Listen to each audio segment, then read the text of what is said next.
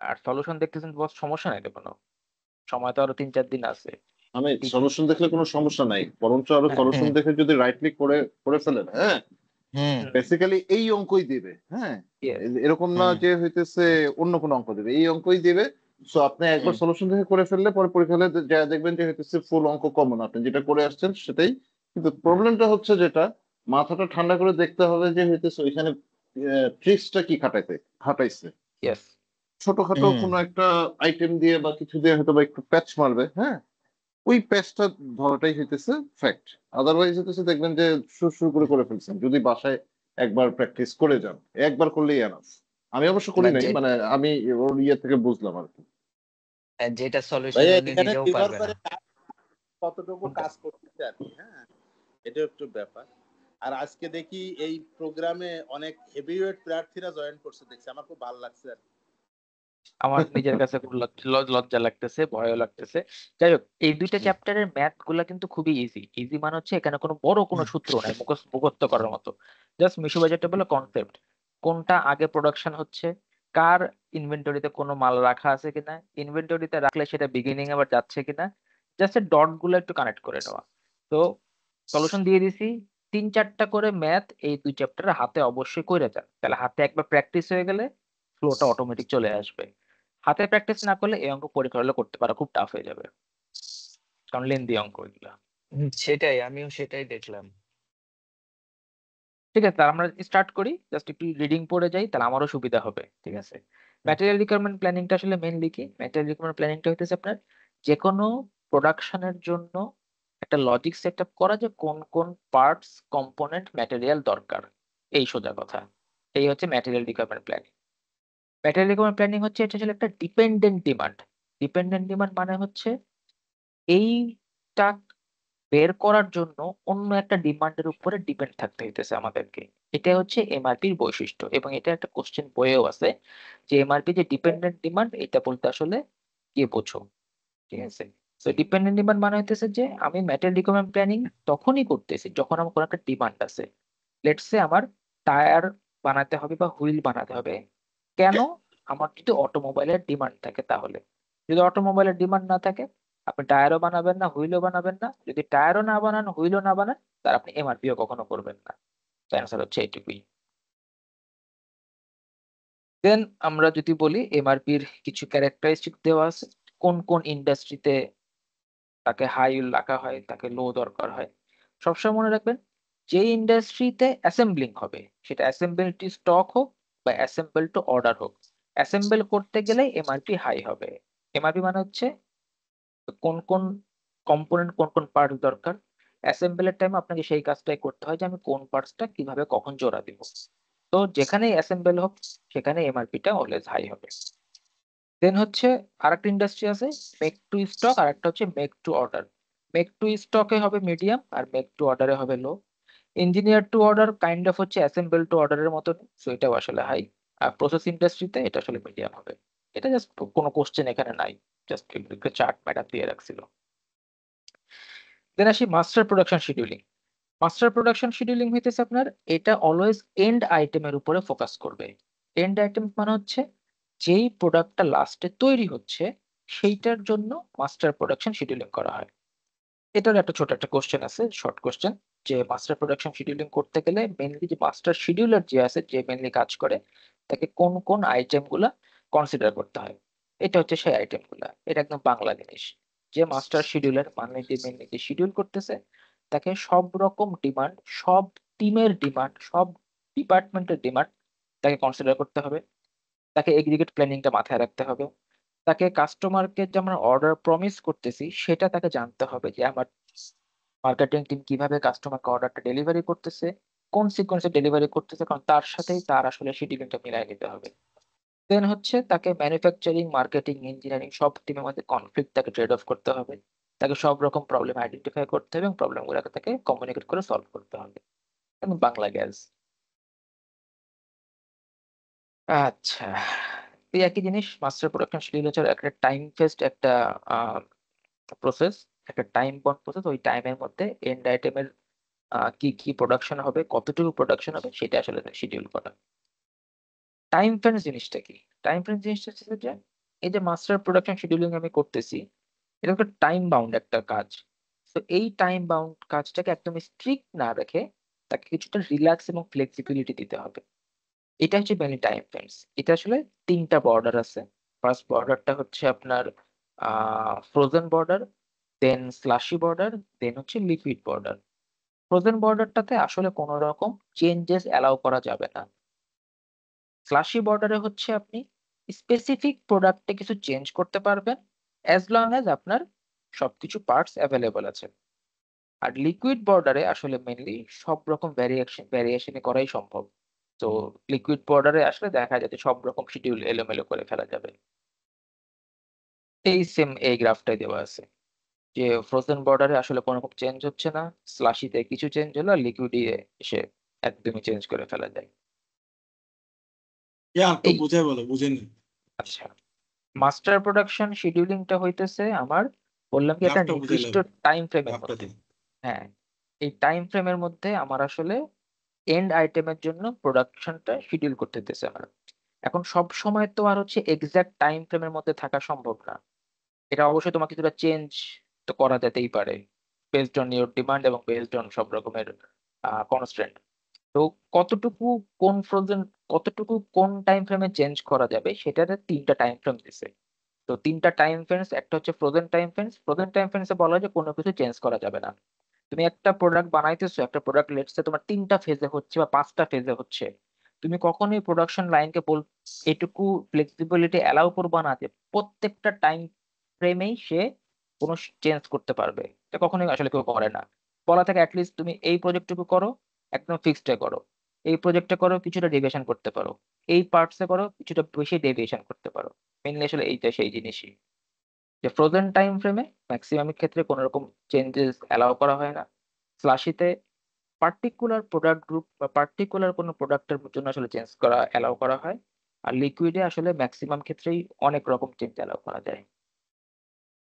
এটাকেই বুঝছি আমি এখান থেকে।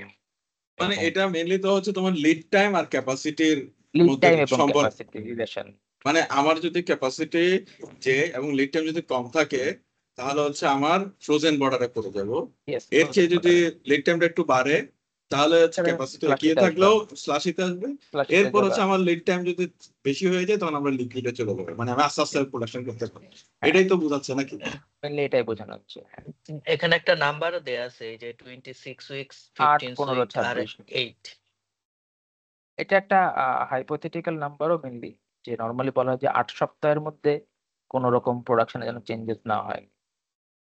দেন 8 থেকে 15-এর মধ্যে কিছুটা চেঞ্জ করা যায়, 15-এর পরে ম্যাক্সিমাম চেঞ্জ আসলে 15-এর পরেই হয়। ঠিক আছে। এটাই। এবার মেইনলি আসলে বিওএম, বিল অফ ম্যাটেরিয়ালস। বিওএম বম জিনিসটা হচ্ছে বম, বাম পাছা। বম। এটা সোজা জিনিসটা হচ্ছে যে একটা প্রোডাক্ট ক্রিয়েট করার জন্য আমার কি কি কম্পোনেন্ট, পেয়ার পার্টস, ম্যাটেরিয়াল দরকার সেটার লিস্ট করা, এবং কোন সিকুয়েন্সে কোনটা দরকার সেটা মেনটেন করা। এটাই হচ্ছে বিওএম।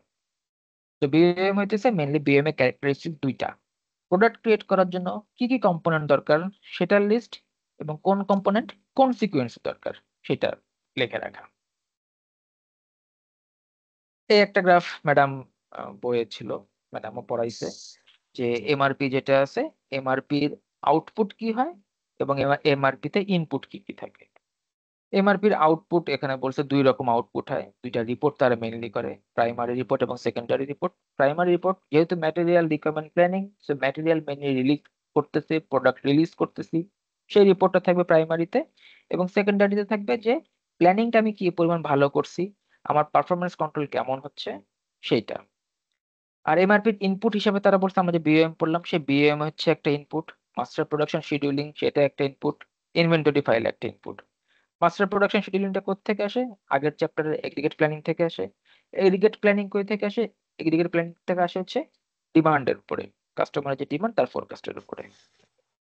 এই সিম্পল জিনিস, এটা আঁকতে দিবে না। এটা কোশ্চেন আসতে পারে যে এমআরপির ইনপুট কি আর আউটপুট কি। এইবার তার হচ্ছে মানে ইনপুট তিনটা, আউটপুট দুইটা, এরকম? আউটপুট হচ্ছে report, primary report, secondary report. আর ইনপুট হচ্ছে তোমার বম, এমপিএস, ইনভেন্টরি, এগুলো হচ্ছে তার ইনপুট। বমের এটা স্কিপ করতেছে, এটা বড় অঙ্কতে যাব, বড় অঙ্কতে গেলে বেশি ক্লিয়ার হয়ে যাবে সবার। ইনভেন্টরি রেকর্ড সিম্পল জিনিস। ইনভেন্টরি রেকর্ড হচ্ছে কোম্পানি যত ইনভেন্টরি আছে, যত রকম ভ্যারাইটিস ইনভেন্টরি আছে, ইনভেন্টরি ঢুকতেছে বের হইতেছে, একটা বিশাল একটা একটা রেকর্ড ফাইল, সেটাই হচ্ছে আসলে মেনলি ইনভেন্টরি রেকর্ড। চেহারা শুরুতে এরকম, এটা মোটেও দিবে না। এরপরে ডিরেক্ট হচ্ছে ওনার অঙ্ক। এটা হচ্ছে এমআরপির মেনটেন করা হয় এই ফরম্যাটেই, টুলস বেসড হোক বা এক্সেল বেসড হোক। এটা মনে রাখা খুব ইজি। সেটা হচ্ছে আমার যতগুলো আইটেম আছে, প্রত্যেকটা আইটেম থাকবে লেফট সাইডে একদম, এবং লেফট সাইডে ওই আইটেমের 4টা কম্পোনেন্ট এখানে ফিক্সড থাকে। একটা হচ্ছে ওই আইটেমের লিড টাইম কত, ওই আইটেম ইনভেন্টরিতে কত আছে, ওই আইটেমের সেফটি স্টক কোনো দরকার আছে কিনা, ওই আইটেমের order quantity. Order quantity mainly 4 রকমের, বাট ম্যাম মেনলি আসলে 2 রকমই করাই গেছে। একটা হচ্ছে লট টু লট বা লট ফর লট, আর একটা হচ্ছে fixed order. Lot for lot order মানে হইতেছে আমার যেই প্রোডাকশন দরকার শুধু সেইটুকু আমি অর্ডার করব, সেটা হচ্ছে লট ফর লট। আর অর্ডার কোয়ান্টিটি যদি ফিক্সড করে দেয়, তার মানে আমার যদি প্রোডাকশন দরকার হয় 40, আমার যদি অর্ডারের রিকোয়ার করতে হয় 200, আমাকে 200ই করতে হবে, কখন 40 অর্ডার করতে পারবো না। অলওয়েজ ফিক্সড অর্ডারটা কনসিডার করতে হবে। দেন পরেরটাতে মেনলি এই 6টা জিনিস মেনটেন করা হয় ম্যাটেরিয়াল রিকোয়ারমেন্টস প্ল্যানিং এ। প্রথমে হতে হবে আপনার গ্রস রিকোয়ারমেন্ট, কি পরিমাণ রিকোয়ারমেন্ট দরকার। দেন হচ্ছে শিডিউল রিসিট, কোনো শিডিউল আছে কিনা যে মালামাল পাওয়ার। দেন প্রজেক্টের অ্যাভেলেবল ব্যালেন্স কি আছে সেটা। দেন হচ্ছে নেট রিকোয়ারমেন্টস কি। দেন হচ্ছে plan order receipt and plan order receipt. এই প্রত্যেকটা ঘরে এই 6টাই আসলে বসবে, প্রত্যেকটা উইকের সাথে সেটা মিলাই নিতে হবে। একটা অঙ্ক করে করলেই এটা একদম সম্পূর্ণ ক্লিয়ার হয়ে যাবে, খুব সিম্পল জিনিস। এখানে আর কোনো থিওরি নাই। এখান থেকে কোশ্চেন আসার মতো ওই এমআরপির ডেফিনেশন কি, এমপিএস এর ডেফিনেশন কি, এমআরপির ইনপুট আউটপুট কি, বমের ডেফিনেশন কি, ঠিক আছে, এই 3-4টাই হয়তো বা ছোট কোশ্চেন আসতে পারে। এছাড়া আর তেমন কোনো আসলে কোশ্চেনই নাই এখানে। এখান থেকে মেনলি দিয়ে দিবে হচ্ছে অঙ্ক। ফাইন, আমরা তাহলে একটা 2-3টা অঙ্ক 2টা অঙ্ক করি, তাহলে খুব ইজি হয়ে যাবে। ম্যাডামের যেমন স্লাইডে আরেকটা জিনিস আছে, সেটা হচ্ছে এন্টারপ্রাইজ রিসোর্স প্ল্যানিং। আচ্ছা এটা সেটা কোন বলি, চ্যাপ্টারে ছিল? এটা বলি। ইআরপি হচ্ছে বইতে সম্পূর্ণ আলাদা একটা চ্যাপ্টার আছে, বাট ম্যাম ইআরপির শুধুমাত্র ডেফিনেশনটা পড়াই গেছে। ইআরপি একটা সফটওয়্যার ম্যানেজমেন্ট, একটা সফটওয়্যার প্রত্যেক বড় বড় অর্গানাইজেশন আছে। এই এক হুম। সফটওয়্যার মধ্যে কোম্পানির সব ডিপার্টমেন্টকে ইন্টিগ্রেট করা থাকে, মার্কেটিং, সেলস, এইচআর, টেকনোলজি যা আছে সব ইন্টিগ্রেট করা থাকে। এটা প্লাস পয়েন্টটা কি? প্লাস পয়েন্টটা হচ্ছে মার্কেটিং টিম যখন ইনপুট দেয় যে আমার এই প্রোডাক্ট সেল করতে, আমি এই নতুন প্রোডাক্ট লঞ্চ করব মার্কেটে, সে একটা ইনপুট দিয়ে দিল। ওই ইআরপি তে যেহেতু সব টিম অনবোর্ডেড আছে, সব টিমে দেখতে পাচ্ছে যে মার্কেটিং টিম নতুন একটা প্রোডাক্ট লঞ্চ করতে চাচ্ছে, সঙ্গে সঙ্গে ম্যানুফ্যাকচারিং টিমের কাছে একটা পপ আপ চলে যায় যে মার্কেটিং নতুন একটা লঞ্চ করতে যায়, তো তোমাকে প্রোডাক্টটা বানাইতে হবে। দেন এইচআর এর কাছে চলে যায় যে মার্কেটিং টিম এটা মার্কেটে সেল করতে চায়, তো তোমার নতুন লোক হায়ার করতে হতে পারে। টেকনোলজির কাছে চলে যায় যে ম্যানুফ্যাকচারিং টিম তো এটা বানাতে চাচ্ছে, তো তোমার নতুন ইকুইপমেন্ট কিনতে হবে। এই হচ্ছে মেন ইআরপি সফটওয়্যারের কাজ। তো সব অর্গানাইজেশন ইআরপি সফটওয়্যার আছে। এইটাই শুধু ম্যাডাম এক সাইড পড়াইছে, বাট এটা পুরো একটা চ্যাপ্টার আছে বইয়ে, আর কিছু পড়ায় নাই madam. Hmm. I think clear. ERP তে ধরেন আমাদের অর্গানাইজেশন আমরা যে ইউটিলাইজ করি, so আমি জাস্ট একটা প্রসেস বলতেছি, তাহলে আপনারা আইডিয়াটা পাবেন। ইআরপি তে যেমন ইআরপি আমাদের প্রসেসটা শুরু হয় কিভাবে, আমাদের সেলস টিম যখন ফোরকাস্ট দেয়, ওই ফোরকাস্টের উপর কাস্টমার সার্ভিস টিমের অর্ডার যখন রিসিভ করে, সে হচ্ছে ফার্স্ট যে কাজটা করে, সে একটা এলসি রিসিভ করা, মানে কাস্টমার কাছ থেকে এলসি রিসিভ করার জন্য একটা ডকুমেন্ট দেয় আর কি, যে ইনভয়েস দেয়। এখান থেকে মেনলি যখন আমাদের ম্যানুফ্যাকচারিং শুরু হয়, এরপরের কাজটা করে কি, কাস্টমার সার্ভিস একটা জব ব্যাগ ক্রিয়েট করে ওই অর্ডারের এগেনস্ট, কাস্টমারের অর্ডারের এগেনস্ট। এই জব ব্যাগ যখন ক্রিয়েট করে ফেলছে, এটাতে ধরেন আমাদের মাল্টিপল ডিপার্টমেন্ট আছে, মাল্টিপল প্রোডাক্ট আছে।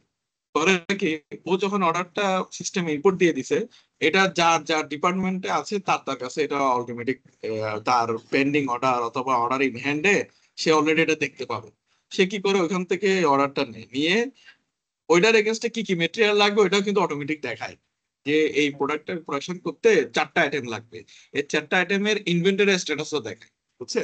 তো ইনভেন্টরি স্ট্যাটাসও যখন দেখায় সে কি করে ওই ইনভেন্টরি টিমকে ম্যাটেরিয়াল রিকুইজিশনে দেয়, বুঝছে? ওই অর্ডারের এগেনস্ট রিকুইজিশন দিলে ইনভেন্টরি টিমের উইন্ডোতে কি করে যে আমার কাছে এখন 10টা মেটেরিয়াল চাচ্ছে প্রোডাকশন টিম বিভিন্ন ফ্লোর থেকে, সে আবার ওখান থেকে শিডিউল করে যে আমি এই এই এই প্রোডাক্টটা আমি এখন এই ডিপার্টমেন্টকে দিতে হবে। ওর কাছে একটা ডিসপ্লে আছে, ডিসপ্লের মধ্যে কতগুলা ও ইনভেন্টরি রিকোয়েস্ট পাইছে বা মেটেরিয়াল রিকোয়েস্ট পাইছে ওখানে লিস্ট থাকে। ওখানে যদি কোনোটা দেখা যায় আউট অফ স্টক, সে ওখানে মার্ক করে যায়, অটোমেটিক মার্ক হয়ে যায় এটা আউট অফ স্টক। তার মানে এটা তখন প্রকিউরমেন্ট টিমের কাছে অলরেডি নোটিফিকেশন চলে যায় একটা regular product out of stock হয়ে যাচ্ছে, তুমি এটার অর্ডার প্লেস করো, বা রেড বর্ডারে আছে, বুঝছেন?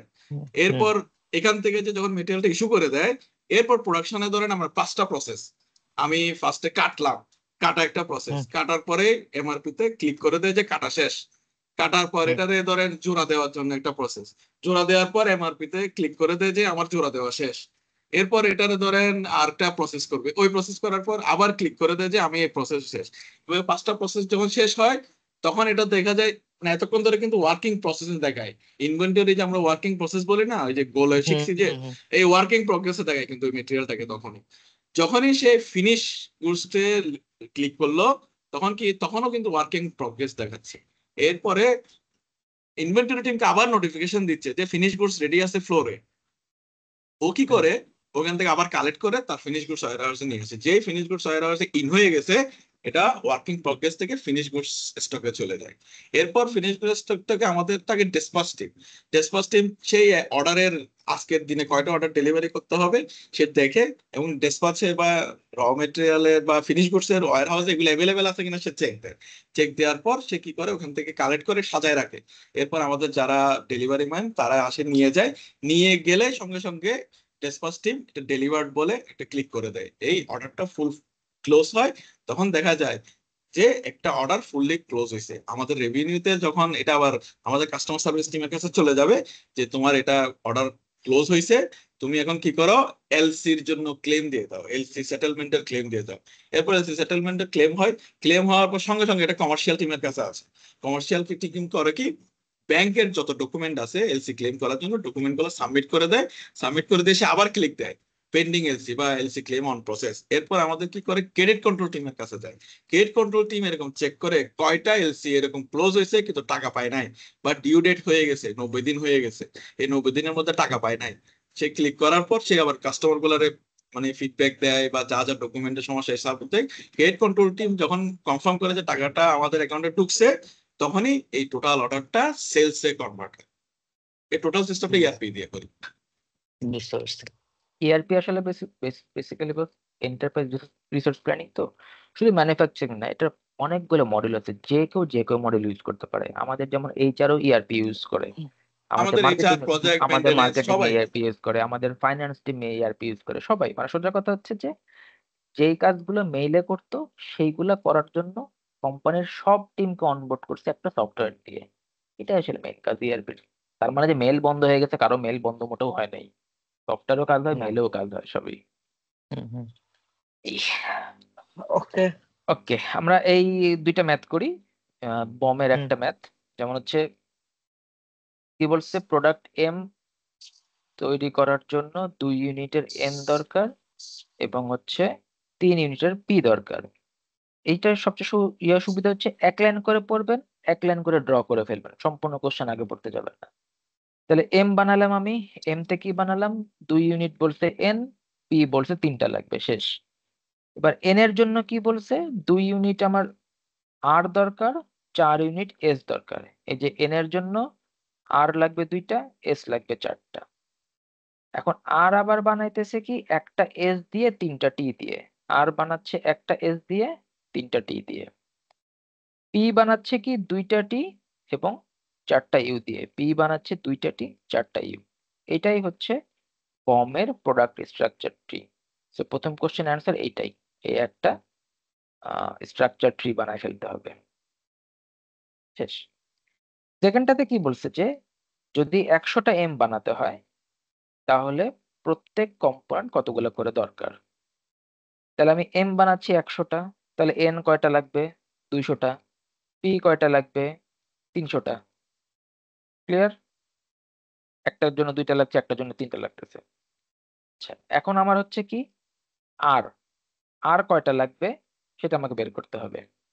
একটা এন বানানোর জন্য 2টা আর লাগতেছে, তাহলে এন বানাচ্ছি আমি 200টা, তাহলে আর লাগতেছে কত? 400টা। জাস্ট ঐকিক নিয়ম, আর কিছুই না, কিন্তু ক্লুটা ধরতে হবে যে কয়টা বানাতে কয়টা জিনিস লাগতেছে। সেম এস বলি, এস এখন কোথায়?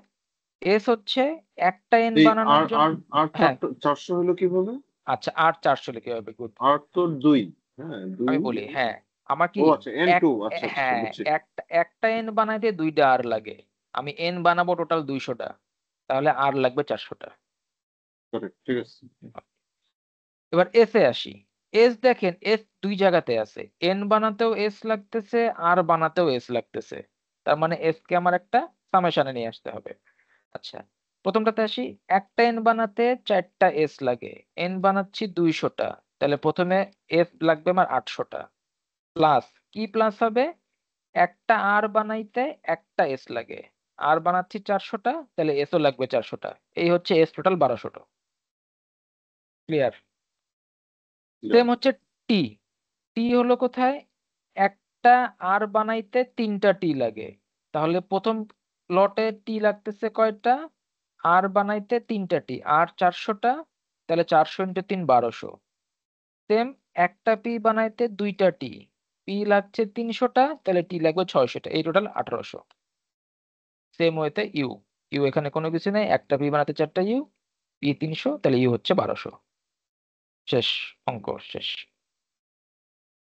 থার্ডটা কি বলছে? যে এই আমরা যে প্রোডাক্ট স্ট্রাকচার ট্রি বানাইছি, এইটাকে এই স্ট্রাকচার ট্রিতে না দেখায় নর্মাল ওয়েতে দেখানো সম্ভব। দুইটা ওয়ে, একটা নাম হচ্ছে সিঙ্গেল লেভেল পার্টস, একটা নাম হচ্ছে ইনডেন্টেড পার্টস। ওই সেম একই জিনিস। এখানে যেভাবে লিখছি, সিঙ্গেল পার্টস এর প্রথমে লেখা হয়েছে এভাবে, সিঙ্গেল পার্টস মেনলি 2টা লাইন লেখা হবে। এম, এম বানাতে এন 2টা, পি 3টা।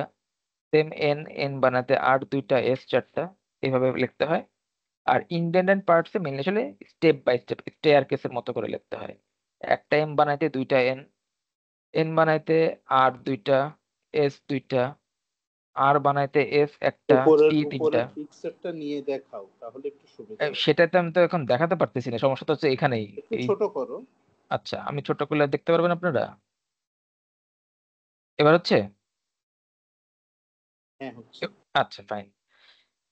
ইনডেন্টেড পার্টস মানে হচ্ছে স্টেয়ার কেসের মতো করে দেখাতে হবে। তাহলে স্টেয়ার কেস কি? প্রথমে শুরু করছি এম, এই হচ্ছে আমার এম। এম বানাইতে এন লাগে 2টা, এই হচ্ছে এন 2টা। পি লাগে 3টা, এন এবং পি 2টা একই লাইনে হবে, একই স্ট্রেট বরাবর। এন 2টা, পি 3টা। এবার এন কে আবার ভাঙতেছি, এন কে ভাঙে কি করতেছি? আর 2টা, এস 4টা।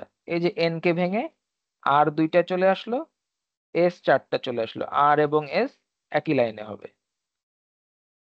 আর বানাতে আবার কি করতেছি? এস একটা, টি 3টা, মানে এস এবং টি এক লাইনে হবে। এই যে আর কে ভেঙে ডান সাইডে একটু কোণা করে চলে আসলাম, S1, T3। এবার তো ক্লিয়ার, ডন, রাইট? জিনিস জি। ক্লিয়ার, কিন্তু হুদাই হইতেছে এরকম করে লেখা, উপরেই তো সুন্দর ছিল দেখতে। এটা তো এটা তো স্ট্রাকচার ট্রি। যদি আপনাকে এই কোশ্চেনটা দিয়ে দেয় যে স্ট্রাকচার ট্রি না কইরা তুমি সিঙ্গেল ইন্ডেন্টেড। লেভেল পার্টসে করো অথবা ইনডেন্টেড পার্টসে করো, তখন তো আপনাকে আসলে এই অ্যান্সারটা দিয়ে আসতে হবে পরীক্ষায়। এই আমি বুঝছি, কিন্তু সিঙ্গেল লেভেল পার্টের কারণটাও বুঝছি, যে বোঝা যায় যে সিঙ্গেল সিকুয়েন্সিয়াল লেভেল হ্যাঁ, ইয়ে করছে। পার্টসে এমটা কোথায় গেল? এম এই যে এখানে মিসিং হয়েছে, এখানে লেখে নাই। এই যে এখানে আছে M, উপরে হবে, একটা তাই এম না? এম আছে। হবে। এম হবে, হ্যাঁ, বইতে টাইপিং মিস্টেক আছে, প্রিন্টিং মিস্টেক আছে। ওই না না, জায়গায় হবে আমাদের এমটা। প্রিন্টেড বইয়ে নাই। ডন, আপনার প্রিন্টেড বইয়ে এম দেওয়া আছে, দেখেন। পৃষ্ঠা কত 700, বস? 702। হার্ড কপি বই 702, হার্ড কপি বইয়ে আছে এম। সেটা তো বলছি, আমার আমার এই বইতে এম নাই। আলটিমেটলি ঠিক আছে। বম আঁকতেই হবে, বম আঁকার মোহন পরে স্যারের এখানে বিশ্বাস end নেই, করতে দেখা হবে। গেল ওইটা একটু মুছে দিয়ে রাখছে, এরকম হইতো। হ্যাঁ হ্যাঁ, ঠিক আছে, আমার কাছে তাই মনে হয়েছিল। ফাইন। আচ্ছা, আমরা আরেকটা অঙ্ক করি। একটা অঙ্ক হচ্ছে এক্সারসাইজ থেকে করি, বড় একটা অঙ্ক করি, তাহলে দুইটা একসাথে ক্লিয়ার হয়ে যাবে। হ্যাঁ, তো তাহলে আপনাদের জন্য সুবিধা হয়ে যাবে।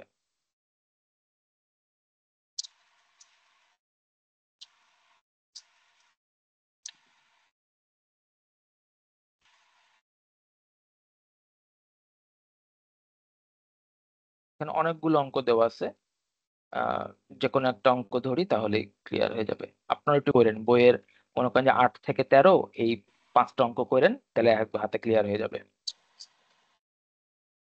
স্ক্রিনটা বড় করি। আচ্ছা, এই অঙ্কটা করি। জেড বানাতে হবে 2টা এ লাগবে, জেড বানাতে হবে 2টা এ লাগবে, ফাইন। 4টা এটা বি কত লাগবে। নাম্বার অঙ্ক? এটা 11 ভাই। ঠিক আছে। জেড বানাইতে 2টা এ 4টা বি, ঠিক আছে ফাইন। তারপরে কি বলছে, এবার এ বানাইতে 3টা সি এবং 4টা ডি, 4টা ডি। তারপরে বলছে কি ডি বানাইতে 2টা ই, ডি বানাইতে 2টা ই। আমি বমটা আগে ফেললাম, প্রথম কোশ্চেন শেষ, বম করতে বলছে বম করে ফেললাম।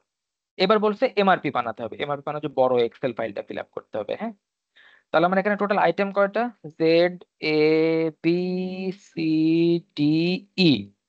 তার মানে এমআরপি তে আমার আসলে 5টা বড় ঘর হবে, Z A B C D E. আমি এভাবে খাতায় আগে বাম পাশে লিখে ফেলবো। আইটেম জেড, জেড এর অন হ্যান্ড কয়টা আছে, জেড এর লিড টাইম কত, জেড এর সেফটি স্টক কত, জেড এর কোয়ান্টিটি কত। এই 4টা অংশ লিখে ফেলো প্রত্যেকটা নিচে নিচে। এবার কোশ্চেনে যাব, কোশ্চেনে গিয়ে সবগুলো ঘরগুলো ফিল আপ করবো। জেড এ কি বলছে দেখেন, জেড এর লিড টাইম 2 উইকস। এই যে জেড এর লিড টাইম 2 উইকস। আচ্ছা, আর কোনো কিছু বলে নাই, কোন রকম অন হ্যান্ড কোনো কিছু বলে নাই, নো ইনভেন্টরি অন হ্যান্ড মানে কারো ইনভেন্টরি নাই, 0। এবং লটের কথা কোনো কিছু বলে না, তার মানে এটা লট ফর লট হবে, যেটুকু দরকার সেটুকুই কিনবো আমরা। তাহলে on hand 0, safety stock 0, quantity lot for lot. Same এতেও তাই, এতে বলা ছিল লিড টাইম 1 উইক, লিখে ফেলছি লিড টাইম 1 উইক, বাকি সব 0 0 লট ফর লট। বিতে বলা ছিল লিড টাইম 1 ইউনিট, বিতেও লিখে ফেলছি লিড টাইম 1 ইউনিট, বাকি সব সেম। এবার আমার কোশ্চেনটা কি করছে, যে 50 ইউনিটস আর রিকোয়ার্ড ইন দ্য পিরিয়ড 10। তার একটু ব্যাকে যাওয়া যায়, একটু শিওর ব্যাকে শিওর যাওয়া শিওর যায়। ভাইয়া, বলেন বলেন। হ্যাঁ, এইটা একটু লট ফর লটের, এটা একটু ক্লিয়ার করার একটু। লট ফর লট মানে হচ্ছে আপনার বলছি না 4 রকমের লট হয়। আপনার কোনো মাল যদি হাতে শর্ট থাকে, ম্যাডাম পড়াচ্ছে 2 রকম, এক হচ্ছে যেইটুকু শর্ট শুধু সেইটুকুই আপনি কিনবেন, ওটা হচ্ছে লট ফর লট। আর হচ্ছে ফিক্সড লট বলে দেওয়া থাকে, যে আপনি এ ইউনিট বা এ আইটেম যদি কিনতে চান, আপনার যাই শর্ট থাকুক আপনি ফিক্সড এতটাই আপনাকে অর্ডার দিতে হবে, ওটা অঙ্কে বলে দেওয়া থাকবে। লেটস সে এ ইউনিটের জন্য ফিক্সড লট হচ্ছে 200। তো আপনার যদি এ ইউনিট কখনো 20টাও শর্ট হয়, আপনি 20টা কিনতে পারবেন না, 200ই কিনতে হবে। এটা অঙ্কে কোথাও বলা নাই যে এক্স্যাক্টলি ফিক্সড কোয়ান্টিটি লটটা কত। যেহেতু বলা নাই, সেজন্য আমরা ধরে নেব লট ফর লট। ক্লিয়ার আছে ডন? জি, এটা কি বিষয়টা কি এরকম যে ওই যে লিচু কিনতে গেলে যে 50 লিচু অথবা 100 লিচুর নিচে কিনা যাবে না এরকম? হ্যাঁ, অন্য ইয়েস, জিনিস কথাটা। অন্য জিনিস দেখা গেলো সিঙ্গলি নেওয়া যায়, সিঙ্গেল নেওয়া যায় বা হ্যাঁ 5টা 10টা হ্যাঁ দুইটা হ্যাঁ নেওয়া হ্যাঁ, যায়। আপনি এক্সাক্ট ঠিক কথা বলেছেন, কিন্তু ভাই আপনি যদি কাঁঠালি লিচু কিনতে চান, কাঁঠালি লিচু কিন্তু আপনি একটাও কিনতে পারবেন, কারণ স্বপ্নতে আচ্ছা কাঁঠালি ঠিক লিচু আছে, বিক্রি হয় এখন 18 টাকা করে দাম। আন বাদ দিয়ে আন পড়ান। হ্যাঁ, না বললাম আর কি। আচ্ছা, এখন আমাদের অঙ্কটা কাঁঠালি বের লিচু করতে কি বলছে। পরের বছর আসলে কাঁঠালি লিচু বিক্রি করেন তাহলে আমাদের কাছে? ঠিক আছে, আমি এবার গুলশান স্বপ্ন থেকে কিনছিলাম এক পিস 18 টাকা করে দাম, ওরা পিস হিসাবে সিঙ্গেল বিক্রি করতেছিল। আরিফ ভাই, আপনার অর্ডার দিলে তো আপনি বলেন যে এত কেজির নিচে হবে না। আচ্ছা, অঙ্কতে যাই। অঙ্কতে কি বলছে, এতক্ষণ তো আমরা এক্সেলের আমি জয়েন করে স্কেলেটর কি যে দিতেছে যে কি যেন ট্রি, কি ট্রিটা ডিজাইন ট্রি কি ডিসিশন ট্রি কি করে দিতেছেন? Structure tree, product structure tree, BOM. PST. হ্যাঁ, ইয়েস, পিএসটি। আচ্ছা, অঙ্কে বলছে কি এটা 50 কি বই ইউনিট। লেখা আছে, পিএসটি লেখা আছে এভাবে নাকি? না, পিএসটি লেখা না, এটা আপনি বললেন তা আমরাও হ্যাঁ বলে দিলাম। অঙ্কে বলছে যে 50 ইউনিটস আর required in the period of 10। মানে আমার এটা, এই যে পিরিয়ড হচ্ছে 10টা পিরিয়ড, 10টা পিরিয়ডের মধ্যে আমার কি বলছে 50টা ইউনিট দরকার, মানে আমাকে জেড বানাতে বলছে 50টা। এখন আমাকে আসলে এখন এমআরপি ফাইলটা ফিল আপ করতে হবে। খুব সিম্পল। জেড, আমার জেড বানাতে বলছে তো 50টা, তাহলে জেড এর গ্রস রিকোয়ারমেন্ট নাম্বার 10 উইকে বা নাম্বার 10 পিরিয়ডে 50। ফাইন। আমি কোথাও কোনো শিডিউল রিসিপ্ট নাই, কোথাও কিছু বলা নাই যে এই সপ্তাহে এতগুলা মাল পাবেন, কোনো কিছু বলা নাই। তাহলে শিডিউল রিসিপ্ট ঘর ব্ল্যাঙ্ক, সম্পূর্ণ কোনো কিছু নাই। আমার অন হ্যান্ডে কোনো কিছু নাই, দ্যাট মিনস আমার এই প্রজেক্টে কোনো অ্যাভেলেবল ব্যালেন্সও নাই, সব জিরো। তাহলে আমার নেট রিকোয়ারমেন্টস কত? Net requirements 50। এখন যেহেতু আমার কোনো কিছু অ্যাভেলেবল নাই, কোনো কিছু শিডিউলও নাই, আমার নেট রিকোয়ারমেন্ট একটা আছে, দ্যাট মিনস আমি হয়তো বা এটা কোথাও আগে অর্ডার করছি। অর্ডার অবশ্যই করতে হইতো আমাকে, না করলে আমি সেই 50টা পাবো না। তাহলে ওই অর্ডারটা আমি এই সপ্তাহেই পাবো, আমার যে সপ্তাহে দরকার। তো আমার প্ল্যান অর্ডার রিসিট হবে হচ্ছে 50 ওই একই সপ্তাহে। এবং বলা আছে কি লিড টাইম 2 সপ্তাহ। তার মানে আমি 10ম সপ্তাহে যদি এটা পাইতে চাই, তাহলে এটা অবশ্যই 2 সপ্তাহ আগে আমাকে রিলিজ করতে হয়েছে, মানে ওই বান্দা রিলিজ করছে। ক্লিয়ার? এটা যদি ক্লিয়ার হন তাহলে বাকি সব নিচে গেলে ক্লিয়ার হয়ে যাবে। রিকোয়ারমেন্ট বলছে 50টা, 50টা আমি লিখে দিলাম। আমার কোনো শিডিউল রিসিপ্ট নাই, সব জিরো। আমার অন হ্যান্ডে কোনো কিছু নাই। কোথায় লেখা আছে 50টা রিকোয়ারমেন্ট? এই যে ভাইয়া কোশ্চেনে লেখা আছে 50 ইউনিটস আর রিকোয়ার্ড ইন পিরিয়ড 10। সঞ্জয় আর আপনার একটু এখন পিরিয়ড এখানে 10 যাও। মানে কি? পিরিয়ড 10 10 নম্বর 10 উইকে 10 নাম্বার উইক অথবা 10 নাম্বার মাস অথবা 10 নাম্বার বছর, যাই বলেন না কেন, এটা হচ্ছে সেই পিরিয়ড। এই মঞ্জের একটু হ্যাঁ নিচে, একটু আর একটু করে উপর হচ্ছে। হ্যাঁ আচ্ছা, সিকোয়েন্স কি এরকম, মানে আমাদের আউটপুট আসলে আমরা অর্ডারটা রিলিজ করাটা হচ্ছে আমাদের আউটপুট মেইনলি ইয়েস। এই এই হুম এই এই টোটাল চার্টের। তো আমরা হুম এটা আসলে ব্যাক ক্যালকুলেশন করে করে আমরা আসছি আমাদের অর্ডারটা কখন রিলিজ করতে হবে এটা বের করার জন্য, ঠিক ইয়েস না? সেটা। হ্যাঁ এটা মানে আলটিমেট আউটপুট হচ্ছে আমাদের আবার বলেন, অর্ডারটা কবে রিলিজ করবো। হুম আবার বলেন, আমি অর্ডার আমি একটু অর্ডার বলি। রিলিজ করা মানে তাহলে কি? যে order order order release release করা মানে প্ল্যান, কি? অর্ডার রিলিজ মানে হচ্ছে মানে প্রোডাকশনে যাও। হুম ও আচ্ছা আচ্ছা আচ্ছা আচ্ছা, আপনি বুঝছি। তো চিন্তা করেন, আপনি তো আচ্ছা, প্রোডাক্ট এখন বানাচ্ছেন। এখানে বলেন মন্দির ভাই, ভাই, বলেন ভাই। এখানে কি ওই যে আপনি যে আইটেম লিখছেন Z A B hmm C, এগুলো হুম কি ইন্ডিভিজুয়ালি একটা একটা করে করতে হবে, তাই না? এগুলো ইন্ডিভিজুয়াল একটা করে করতে হবে আপনাকে। মানে এখানে একটা কিন্তু করলে, একটা যেভাবে বললেন এভাবে করলে পুরোটাই করতে হবে এভাবে? সবগুলো, হ্যাঁ আপনি বলি, এখানে আপনার কিন্তু প্রোডাক্ট কিন্তু জেড, মেইন প্রোডাক্ট কিন্তু জেড। জেড এর জেড আর বানাইতে সাব গেলে আমার সাব ইয়ে হচ্ছে এই এই সব মালগুলো লাগতেছে, এটাকে আইটেম বলেন বা কম্পোনেন্ট বলেন বা ম্যাটেরিয়াল বলেন, যাই বলেন বিও না কেন। বিওএম। বিওএম, বিল অফ ম্যাটেরিয়াল। আপনাকে জেড হ্যাঁ বলছে বাবা, বুঝছি তো বাবা। 50টা বানাইতে হবে।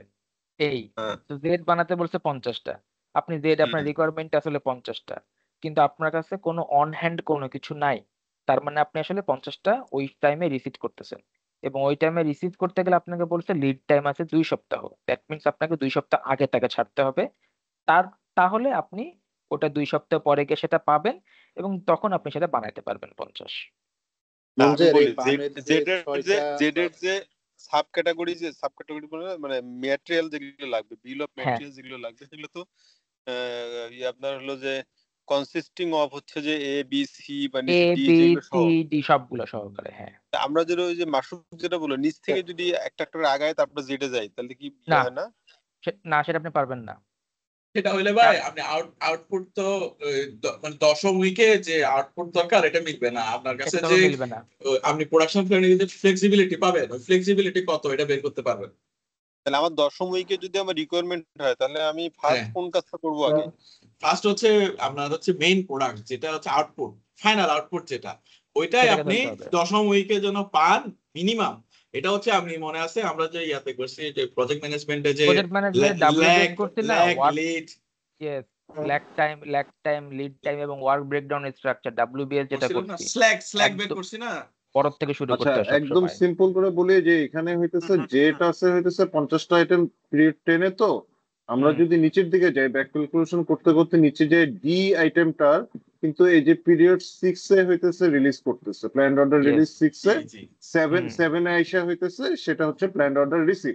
আরো আগে যদি যাই, তে যদি যাই, তাহলে হইতেছে প্ল্যান অর্ডার রিলিজ হইতেছে আমার 1 2 3 থার্ড পিরিয়ডে, থার্ডে গিয়ে সেটা 6 পিরিয়ডে যায় হইতেছে রিসিভ হইতেছে, 6 পিরিয়ডে আমার রিসিভ হইতেছে, 7 পিরিয়ডে যায় আমার হইতেছে ডি রিসিভ হইতেছে, তারপরে হচ্ছে সি রিসিভ হচ্ছে, হ্যাঁ, তারপরে এইভাবে হইতেছে এটার পরের পিরিয়ডে যায় কিন্তু আরেকটা আইটেম রিসিভ হচ্ছে, হ্যাঁ, এইভাবে আর কি মানে উপরে যায় সোজা 10 কথা, পিরিয়ডে যে ইয়ে হচ্ছে সোজা আলটিমেটলি। কথা যেটা আন্ডারস্ট্যান্ডিং, মানে আলটিমেটলি এটা তো ইয়ে এটা যেটা বলছে, ওই যে আরিফ যেটা বলছে যে নিচেরটা থেকে শুরু করা, মানে প্রোডাকশন তো নিচেরটা থেকেই শুরু হবে, কিন্তু প্রজেক্টটা প্ল্যানিংটা, নিচেরটা থেকে শুরু হবে, এক্স্যাক্টলি, মানে কিন্তু এটা তো একটা প্ল্যানিং একটা, হ্যাঁ, প্ল্যানিংটা যখন আমি করব মানে তখন আমি তো আমার দশম হইতেছে উইকে যদি ব্যাক আমি ক্যালকুলেশন যদি করে দশম যাইতে উইকে হবে। জেড পেতে যাই, আর দশম উইকে যদি জেডটাকে পেতে যাই, তাহলে নবম উইকে কি করব, অষ্টম উইকে কি করব, সেভেন্থ উইকে কি করব, এরকম করে পিছনে পিছনে পিছনে পিছনে মাশরুক Yes. এক্স্যাক্টলি। মাশরুক বলেন ডন বলেন। একটু এই আইটেম গুলো একটু ক্লিয়ার করে, গ্রস রিকোয়ারমেন্টটা কার? আমি বলি জেড বস, জেড জেড এর আমি ডন এটা আমি বলি হাতে লেখা, এটা আপনি হাতে লিখে দিতে পারেন না আমাদেরকে মঞ্জের? কিভাবে লিখবো? হাতে লিখা, একদম খাতার মধ্যে হাতে লিখে আমাদেরকে বুঝিয়ে দেন। ভিডিও অন আহ, করেন আপনার। আমি ভিডিও এই অন করলাম কিন্তু আমার খাতার মধ্যে একটা দেখবেন। কথা বলি, আরে এই যে ভাই বলে আপনি এটা হাতে হাতে লেখা বুঝাই দিতে গেলে আমরা হুম। আজকে 6 সিগমা শেষ করতে পারবো না, আমরা মনে হয় ও চাইনা একবার আচ্ছা, শেষ ঠিক আছে করি, ভাই, ঠিক আছে ভাই। হ্যাঁ, শেষ করার পরে আমি আবার হইতেছে আমি ব্যক্তিগতভাবে মঞ্জুরের বাসার ওখানে গিয়ে বুঝে নেবো, না সমস্যা। না আচ্ছা না আমি না না, ওই আমরাও বলবো। ছয়টা আইটেম একটু ব্রিফ দিলে, একটু ব্রিফ দিলেই হয়ে যায়। আমি বলে দিচ্ছি বস ডন, আমি আপনাকে আরো আরো আমি বলে দিচ্ছি আরেকবার ক্লিয়ার হয়ে যাবে। এই অঙ্কতে মঞ্জের এটার স্ক্রিনশট নাও, এটার স্ক্রিনশট নাও, তোমার পিপিটিতে পেস্ট করে পাশাপাশি রেখে বলে। আচ্ছা ফাইন, তাও করতেছি। এই অঙ্কতে কখনোই নিচ থেকে করা যাবে না। নিচ থেকে করলে হ্যাঁ, কোন এটা কোন উইকে কোনটা দরকার সেটা কখনো বের করা সম্ভব হবে না, শুধুমাত্র কোয়ান্টিটিটা বের করা যাবে। পেঁচাল হয়ে যাবে। হ্যাঁ, নিচ থেকে করাই যাবে না, কোন উইকের লিড টাইম কোথায় সেটা করাই যাবে না সেটা। দাঁড়াও। এটাতে হয়তো করলে দশমিকের আগে চলে আসবে, কিন্তু এমনও হইতে পারে বা টাইট শিডিউলও হইতে পারে। তো তো এটা অলওয়েজ উপর থেকে করে আসতে হবে। আচ্ছা ঠিক আছে, পরেরটা নেক্সট মুভ অন। আসতেছি ভাই, এই ওইটা অঙ্ক- ওইটা ওইটা ওইটা করি, একটাই দেখাই, সেজন্য বললাম যে একটা বড় দেখায় দেই, তাহলে সবগুলা পেরে যাবেন আপনারা।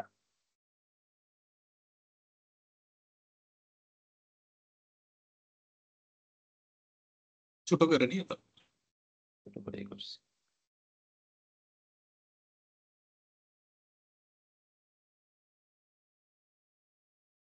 এই অঙ্ক জীবনও দিবে না, খাওয়া খাওয়া বলে টাইম ওয়েস্ট করতেছে। ভাই এই বইয়ে অঙ্ক আছেই মাত্র এই এই অঙ্কই দুইটা, দিবে, ঠিক আছে? এখানে এই অঙ্কই দশম দিবে, উইক না এগুলো দিয়ে হচ্ছে ম্যাডাম আপনার দিবে হয়তো বা ব্ল্যাঙ্ক 4 দিয়ে উইক দিবে, বা 5 উইক, এগুলো ঠিক ব্ল্যাঙ্ক আছে? করে দিবে, হয়তো ফিল ইন দ্য ব্ল্যাঙ্কস দিবে। আমি যতটুকু শুনছি আর কি, বড় হ্যাঁ অঙ্কগুলো হ্যাঁ, সবগুলো ফিল ইন দ্য ব্ল্যাঙ্কস।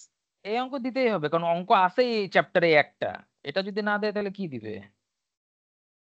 ভাই এটা ইঞ্জিনিয়ারিং এর বন্ধুদের এই ভাষায় না চ্যাপ্টারে গিয়ে তো 20 আপনারা 25টা অঙ্ক আছে দেখ। সব এই একই জিনিস।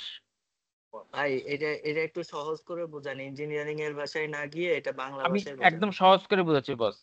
প্রথম হচ্ছে আপনাদেরকে এই আইটেম গুলো তো বুঝছেন, যে এই একটা হ্যাঁ অঙ্ক করতে গেলে যদি বলি নর্মাল চিন্তা করেন, খাতায় 3টা ঘর করতে হবে। ফার্স্ট ঘরে থাকবে শুধু আইটেম, কি কি আইটেম আমার লাগতেছে। আইটেম এখানে কি Z A B C D, তাহলে 1 2 3 4 5 6টা ঘর, 1 2 3 4 5 6টা ঘর শেষ। প্রত্যেকটা ঘরে ফিক্সড ইনফরমেশন, অন হ্যান্ড কতগুলা, ওই আইটেমের লিড টাইম কত, ওই আইটেমের সেফটি স্টক কত, ওই আইটেমের অর্ডার কোয়ান্টিটি কত। ভাই ভাই ভাই, হ্যাঁ, তো সবগুলো ভাই, অন্য একই জায়গায় জিনিস কথা বলছে, অন্য জায়গা বলছে, তুমি চালু। মনে হয়। হ্যাঁ, সবগুলো একই জিনিস লিখে ফেললাম। লেখার পরে কোশ্চেন থেকে বের করলাম, জেড এ বলা আছে, এই অঙ্কে বলা আছে কোনো আইটেমের কোনো ইনভেন্টরি নাই, অন হ্যান্ড কিছু নাই, সব জিরো। কতগুলা কোয়ান্টিটি অর্ডার দিব কিচ্ছু বলা নাই, তাহলে সবগুলা লট এখানে ফর লট। অন হ্যান্ড বলতে কি আমার ইনভেন্টরি বোঝায় না ফিনিশ ইনভেন্টরি, গুডস বোঝায়? ইনভেন্টরি, বোঝায় না। ইনভেন্টরি আপনার কোশ্চেনে বলা থাকবে।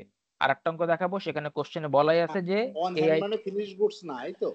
ইনভেন্টরি ওকে, না, ঠিক আছে। মানে ওই অন হ্যান্ড মানে হচ্ছে ওই ওই পার্টিকুলার ওই ইউনিটটা আছে কিনা, পার্টিকুলার আইটেম আপনার কাছে আগে থেকে হাতে আছে, আগে থেকে আছে কিনা। কোশ্চেন হচ্ছে সেটা। হ্যাঁ, এবং লিড টাইম বলা আছে, লিড টাইম আমরা বলে দিছি, লিখে দিছি, এই অংশ শেষ।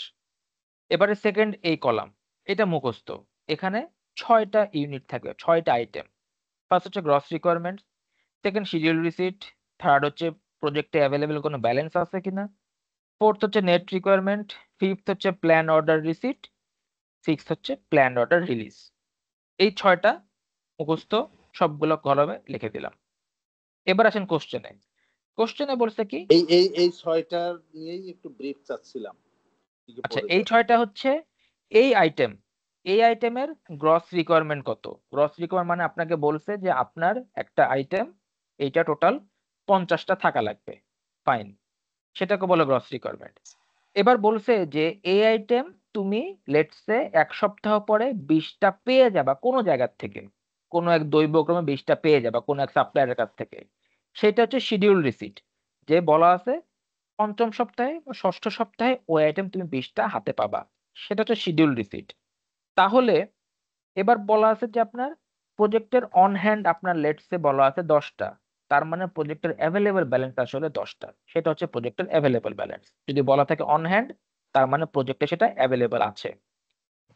দেন নেট রিকোয়ারমেন্ট থেকে, নেট রিকোয়ারমেন্ট হচ্ছে সাপোজ গ্রস রিকোয়ারমেন্ট আপনার লাগবে 50টা, আপনি হাতে পেয়ে যাচ্ছেন কোনো সাপ্লায়ারের কাছ থেকে 20টা, প্রজেক্টে আপনার অ্যাভেলেবল 10টা আছেই, তাহলে নেট আপনাকে কয়টা বানাইতে হবে, সেগুলো মাইনাস হচ্ছে 20টা। Net requirements. Same plan order receipt মানে হচ্ছে যে আপনার একটা ফিক্সড রিকোয়ারমেন্ট দেওয়া ছিল, সেইটা আপনি পাবেন, সেটা হচ্ছে প্ল্যান অর্ডার রিসিট। আর প্ল্যান অর্ডার রিসিট মানে রিলিজ মানে হচ্ছে যে আপনাকে সেইটা পাওয়ার জন্য কেউ না কেউ আপনাকে সেটাতে রিলিজ করছে আগে, সেটা হচ্ছে প্ল্যান অর্ডার রিলিজ। মানে একজন আপনার এই যে একজন রিলিজ করছে জন্যই আপনি পাইছেন। আপনার এখানে এই একটা যে কোশ্চেন অন শিওর। হ্যান্ড যদি থাকে, মানে হুম। অন হ্যান্ড কিছু থাকলেই শিডিউল রিসিটে বসবে, তাছাড়া তো না না বসার না না সুযোগ না নাই। না, এটা পেঁচা গেলেন। অন হ্যান্ড মানে হচ্ছে প্রজেক্টের অ্যাভেলেবল ব্যালেন্স। হ্যাঁ, ওইটা তো উইক ওয়ানেই, মানে পিরিয়ড ওয়ানেই আমার হচ্ছে শিডিউল রিসিটের মধ্যে থাকবে। না, শিডিউল রিসিট সম্পূর্ণ আলাদা। আচ্ছা, তাহলে আমার হচ্ছে প্রজেক্টে, আচ্ছা প্রজেক্টের অ্যাভেলেবল ব্যালেন্স যেটা, এইটাতে থাকবে হচ্ছে ওই যে অন হ্যান্ড যেটা। ইয়েস, প্রজেক্ট অ্যাভেলেবল ব্যালেন্স হচ্ছে অন হ্যান্ড, বুঝতে পারছি। যেটা আপনার তাহলে আছে।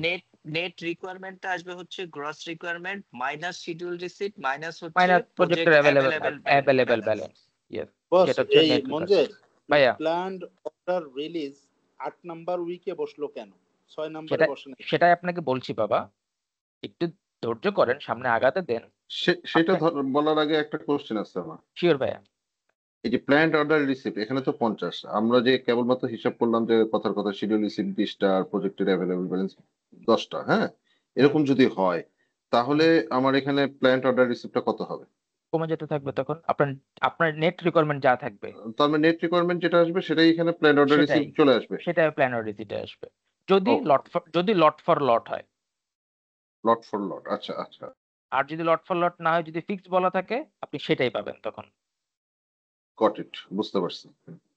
আমি Yeah. আমি সবচেয়ে সহজ অঙ্কটাই করাইতেছি, এর পরেরগুলাতে আচ্ছা, মধ্যে ফিক্স লট আপনারা থাকলে কি, যেগুলো বলছেন সবগুলো থাকবে। বলেন ভাই। ফিক্স লট থাকলে কি ওই যে ইনিশিয়াল যে ওই ইনভেন্টরি বা ইন হ্যান্ড থাকে ওগুলোকে বাদ দিয়ে করতে হবে নাকি ডিরেক্টলি না না না ফিক্স না না না না না ধরে না ভাই, করতে হবে? না না না না না, এইখানে ভাই এই সবাইরে বলে একটু মঞ্জু তোমার শিটে যাও, একটু করে একটা পেজ আছে, পেজটা একটু পড়লে এটা বোঝা যাবে। শিটে যাও তোমার, ওই যে মেইন বইটাতে যাও। আমি বই প্ল্যান নাই অর্ডার আমার কাছে। 570 পেজের যে ইয়াটা বইয়ে 570, ওই যে বড় অঙ্কটা দেখানো আছে, এই যে এটার নিচে, বড় অঙ্কটার নিচে। এটা বই একটা আরে না, ওই লাল দাগ দিয়ে 200-300 তুমি যেটা দেখাচ্ছ এরকম একটা বড় অঙ্ক দেখানো আছে না? নিচে মঞ্জের নিচে 570 নিচে আছে। নিচে নিচে আরো নিচে, এই এই তো যে এটার নিচে, এটার নিচে কিছু লেখা লেখা আছে, এর নিচে যাও, একটা হালকা আছে নিচে যাও। এই যে ভাই এইখান থেকে এনএমআরপি রেকর্ড থেকে শুরু করে এই যে লিড টাইম পর্যন্ত এই লেখাগুলো একটু ভালো মতো পড়েন। এটা পড়লে টোটাল জিনিসটার ও, একদম এই ক্লিয়ার যে হবে। পাইছি, বুঝছি। এটা আমার কাছে এটা আমার কাছে এই পড়েই কঠিন লাগছে। স্ক্রিনশট দিয়ে মেসেজে পাঠায় দেন। মানে আচ্ছা, একদম ঠিক আছে। পয়রা দেখেন আর কি, মন যে তো ঠিক আছে। বুঝাচ্ছে ওর হ্যাঁ বোঝানোর সাথে এটা একটু মিলাই নিয়ে না। আমি এটা পড়তে গিয়ে বরঞ্চ কেলায় গেছি, আমি অঙ্ক করতে গিয়ে দেখছি খুব ইজিলি হয়েছে। হ্যাঁ অঙ্ক করে এটা পড়েন আর কি, তাহলে ভালো আইটেম হয়েছে গুলা কি মানে কি। টপ না এখন আমি টপার বুঝছি এখানে হলো ওই যে ওই ওই জোনার ভূমিকা ওই আছে টপার লট ফর লট আর ফিক্স নিয়ে যে কোশ্চেনটা আসছে ওইখানে, মানে যেটা নিয়ে হয়েছে, হ্যাঁ, হুম যে কথার কথা হইতেছে 50টার পরে হইতেছে 20টার 10টা গেলে নেট রিকোয়ারমেন্ট থাকে হইতেছে হুম 20টা। এখন হুম হইতেছে লট ফর লট হইলে ওইখানে 20টাই আসবে। আর 20টাই যদি আসবে। লট ফর লট না হয়, যদি ফিক্সড লট হয়, ফিক্সড লটের ব্যাপারটা হইতেছে যেটা যখন আমরা ইম্পোর্ট টিম্পোর্ট করি বা সামথিং র মেটেরিয়াল, তখন হইতেছে সাপোজ হচ্ছে শেভরন শেভরন হইতেছে 40 টন একটা ইয়ার কমে সে করবে না, সাপ্লাই দিবে না। ওদের হুম কিছু থাকে যে একটা নির্দিষ্ট লটের কমে তারা সাপ্লাই দিবে না। হ্যাঁ, তো এখন আমার যদি 20 টন যদি রিকোয়ারমেন্ট হয়, আর যদি আইটেমটা যদি ইম্পোর্ট করতে হয় শেভরনের কাছ থেকে, শেভরন যদি 40 নিচে না দেয়, তাইলে হুম আমাকে 40 আসবে ওখানে, তখন ওই প্ল্যান্ড অর্ডার রিসিপ্টে 40 চলে আসবে, যদিও আমার ইয়েটা হচ্ছে 20। তো জিনিসটা হচ্ছে এইরকম, আমি যতটুকু বুঝছি। হ্যাঁ আমি ভাই এই অঙ্কটা করে দিই, আপনারা 12 নম্বর অঙ্কটা করেন। 12 নম্বর অঙ্কের মধ্যে সব রকম প্যাচ দেওয়া আছে। 12 নম্বর অঙ্কতে টোটাল 6টা আইটেম আছে, তার মধ্যে 3টা আইটেমে আছে লট ফর লট, 3টা আইটেমে আছে ফিক্সড লট, 3টা আইটেমে দেওয়া আছে বিগিনিং এ কিছু ইনভেন্টরি আছে, 2টা আইটেমে দেওয়া আছে কোন উইকে রিসিট শিডিউল আছে, সব দেওয়া আছে 12 নম্বর অঙ্কে। তো ওইটার মজার মধ্যে ব্যাপার কি সব জানো, রকম এই প্যাচ আছে। শিডিউল বা এই এই এই এই চোতাটা মানে এই যে জ্যাকবের সলিউশনটা ম্যাডামের কাছে আছে। ম্যাডাম এখান হ্যাঁ থেকে স্ক্রিনশট মারা প্রিন্ট করে অঙ্কটা দিয়ে দিব, বুঝছেন। ইয়েস, আমি আপনাদের জন্য এটা বের করে নিয়ে এসেছি ভাই। সো নাইস আচ্ছা, অফ ইউ।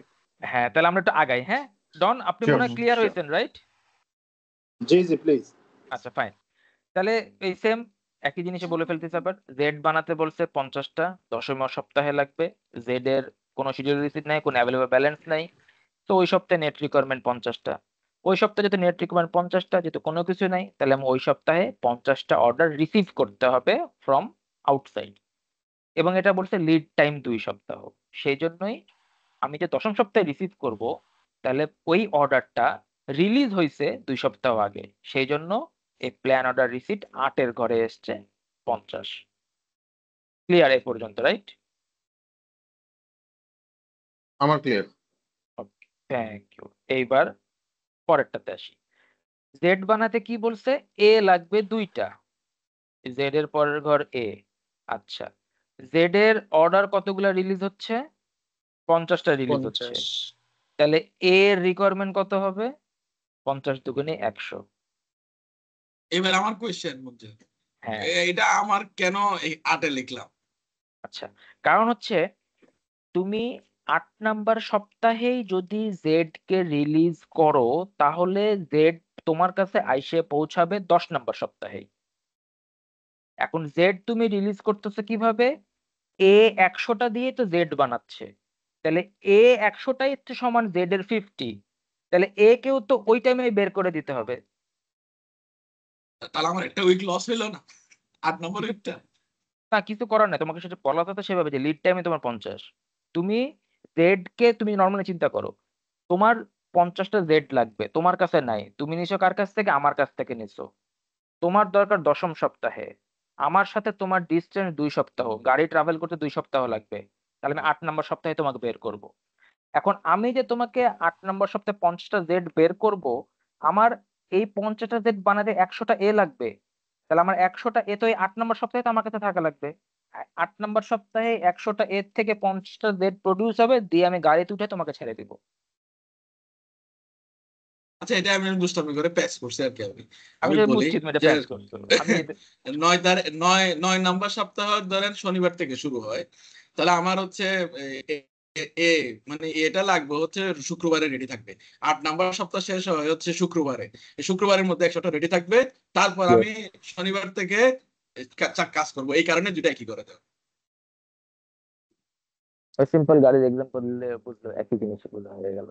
হ্যাঁ হ্যাঁ হ্যাঁ।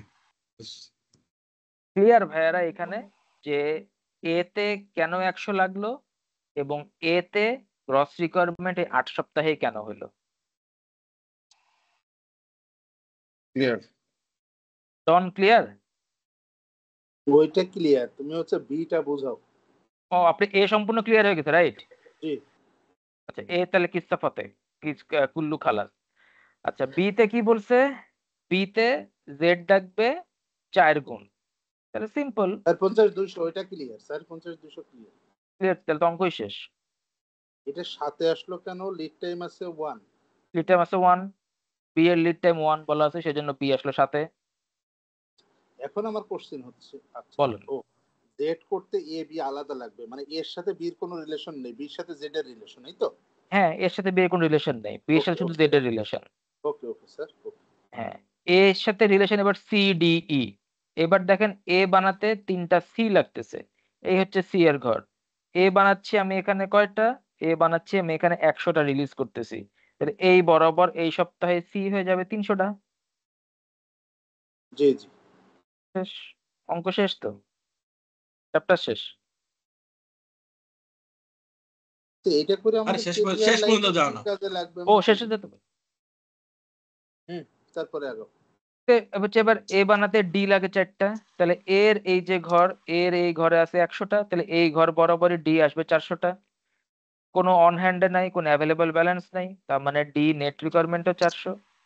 তাহলে ডি কে প্ল্যান অর্ডার ওই সপ্তাহে 400 রিসিভই করা লাগবে 400। লিড টাইম বলছে 1 উইক, তাহলে ডি 1 সপ্তাহ আগে ছাড়তে হবে এখান থেকে 400। শেষ। এবার ডি 4টা বানাতে ই লাগে 2টা, তাহলে ডি যেহেতু আমি এই 6 নাম্বার সপ্তাহে 400টা রিলিজ করব, তার মানে ই আমার ওই সপ্তাহে 800টা রিকোয়ারমেন্ট।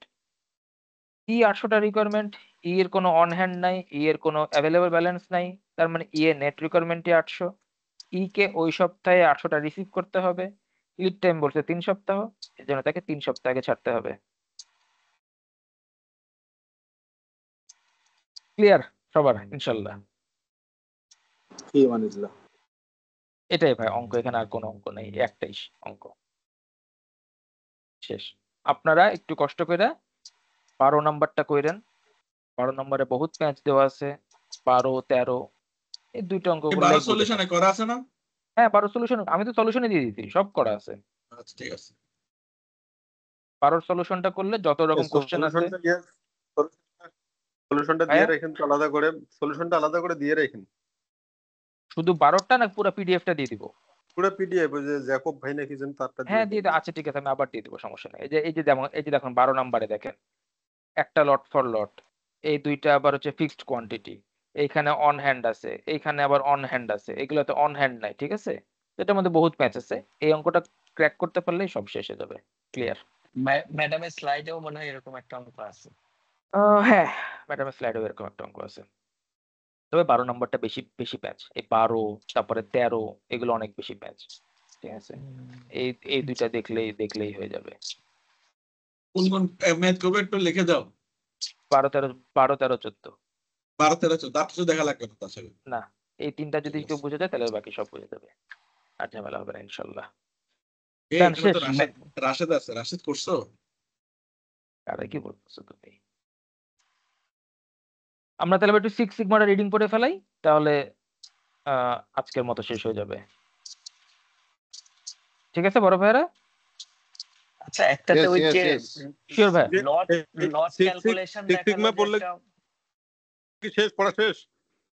না এরপর আরো একটা চ্যাপ্টার থাকে, এরপরের চ্যাপ্টারটা সবচেয়ে কঠিন, যেখানে সূত্র মুখস্থ করতে হবে। আমিত ভাই কিছু বলতেছিলেন ভাই?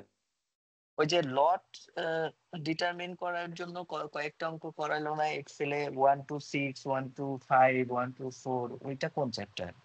আমি এটাতে একটু কনফিউজ যে এটা ম্যাডামের কোনো ইয়াতে নাই, পিপিটিতে নাই, কিন্তু উনি কি ওই যে আপনার কি বলে লেফট ইউনিট লট বা লেফট কস্ট লট এরকম কোনো কিছু করাইছে কিনা? এখন এই টাইপের একটা অঙ্ক দিয়ে দিলে তো তখন বিপদ। আমি ওই জন্য একটু কনফিউজ ওটা আসলে কি করাইছে উনি, আমি ওই জন্য ওটা করি নাই আর, কারণ যেহেতু ওনার স্লাইডে পাই নাই ওই জন্য ওটা আপনি করিও নাই। আমিন ভাই আপনি ম্যাডামের সাথে আলাপ করে আর একটা তাহলে এটা আধা ঘন্টা একটা সেশন করেন। তাহলে আর হইছে কাম। আচ্ছা আমরা 6 সিগমা রিডিংটা পড়ে ফেলি, ম্যাক্স হতে 12 ঘন্টা লাগবে শেষ। 6 সিগমা হচ্ছে কোয়ালিটি ম্যানেজমেন্টের ওয়ার্ল্ড ওয়াইড একটা প্রসেস, যে কোনো কোম্পানির টোটাল কোয়ালিটি অঞ্জয় ম্যানেজমেন্ট। ভাই, এটা রিডিং করার সময় ম্যাডাম তো আমরা মিটে দেখলাম যে আসলে অঙ্কের চেয়ে পলিটিক্যাল প্রশ্ন বেশি দেয়, ওগুলাই পারি না। তো আপনি এটা পড়ানোর সময় একটু মানে কোশ্চেন কি আসতে পারে আপনার মাথায় যেটা আছে আচ্ছা এটা ঠিক একটু আছে, আমাকে বললেন যে এখান থেকে এই হ্যাঁ, কোশ্চেনটা। ইনশাল্লাহ। তো মেনলি হচ্ছে total quality management. Total quality management বলতে আসলে কি বোঝায়? টোটাল কোয়ালিটি ম্যানেজমেন্ট হচ্ছে একটা এন্টায়ার অর্গানাইজেশনকে ম্যানেজ করা, যেন এই organisation product, service, process all ডাইমেনশনে সে ভালো মতো কাজ করতে পারে, এক্সেল করতে পারে, সেটাই। টোটাল কোয়ালিটি ম্যানেজমেন্টের দুইটা ফান্ডামেন্টাল গোল আছে। একটা ফান্ডামেন্টাল গোল ফার্স্ট হচ্ছে কি, প্রোডাক্ট এবং সার্ভিসটাকে কেয়ারফুলি ডিজাইন করতে হবে, এবং সেকেন্ড হচ্ছে অর্গানাইজেশন কনসিস্টেন্টলি সেই ডিজাইন ওয়াইজ প্রডিউস করে যাচ্ছে কিনা সেটা এনশিওর করতে হবে। বেশ, তিন চারটা গুরুর নাম দেওয়া আছে, গুরুর নামগুলো মোটেও কাজে লাগবে না, ঠিক আছে? বাট এখান থেকে একটা কোশ্চেন আসার মতো হচ্ছে যে এই কোম্পানি ওয়াইজ বা organisation wise outstanding quality achieve করার জন্য কি কি কম্পোনেন্ট আছে বা কি কি প্রি নোটিফিকেশন লাগবে, সেটা একটা কোশ্চেন হতে পারে। তো কি কি লাগে একটা কোম্পানি আউটস্ট্যান্ডিং কোয়ালিটি অ্যাচিভ করার জন্য? ফার্স্ট পয়েন্ট হচ্ছে তার কোয়ালিটি লিডারশিপ লাগবে, তাই ম্যানেজমেন্ট টিম যেন কোয়ালিটিফুল লিডারশিপ হয় সেটা। কোম্পানিকে কাস্টমার ফোকাস হইতে হবে, কোম্পানির সব এমপ্লয়িকে ইনভলভ হইতে হবে, এবং ফোর্থ হচ্ছে কন্টিনিউয়াস ইমপ্রুভমেন্ট দরকার বেসড অন রিগুলার অ্যানালাইজ। এটা একটা কোশ্চেন হতে পারে। এরপরে আসি, পরেরটা পরে হচ্ছে কোয়ালিটি স্পেসিফিকেশন এবং কোয়ালিটি কস্ট। হ্যাঁ, কোয়ালিটি স্পেসিফিকেশন কি? সোজা বাংলা স্পেসিফিকেশন হচ্ছে প্রোডাক্ট এবং সার্ভিসের স্পেসিফিকেশন, যেন সেটা যে ডিজাইন করছি সেই ডিজাইনে যেন কোয়ালিটি মেনটেন করে। এবং এটার কিছু ক্রাইটেরিয়া আছে বা কিছু কম্পোনেন্ট। একটা কম্পোনেন্ট হচ্ছে ডিজাইন কোয়ালিটি।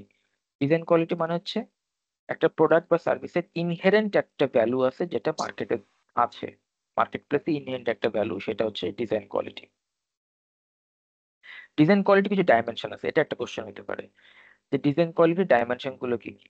ডাইমেনশন হচ্ছে performance, feature, durability, service availability, aesthetics এবং পারসিভ কোয়ালিটি। পারফরমেন্স মানে হচ্ছে সে পারফর্ম করতেছে কেমন, ফিচার মানে বুঝতেছি তার টাচ বাটন নাকি পুশ বাটন সেইটা, ডিউরেবিলিটি মানে হচ্ছে সে কনসিস্টেন্টলি কেমন পারফর্ম করতেছে, সার্ভিস অ্যাভেলেবিলিটি মানে হচ্ছে যে আমার যখন সেই প্রোডাক্টের কোনো ভেন্ডর সাপোর্ট দরকার হয়, প্রোডাক্ট যখন নষ্ট হয় আমি কত তাড়াতাড়ি তার ওইএম এর কাছ থেকে সাপোর্ট পাই সেটা। অ্যাস্থেটিক্স মানে হচ্ছে আমি কিরকম ফিল করতেছি, লুক কিরকম, তার সাউন্ড কিরকম সেটা। আর পারসিভ কোয়ালিটি মানে মার্কেটে তার রেপুটেশন কেমন।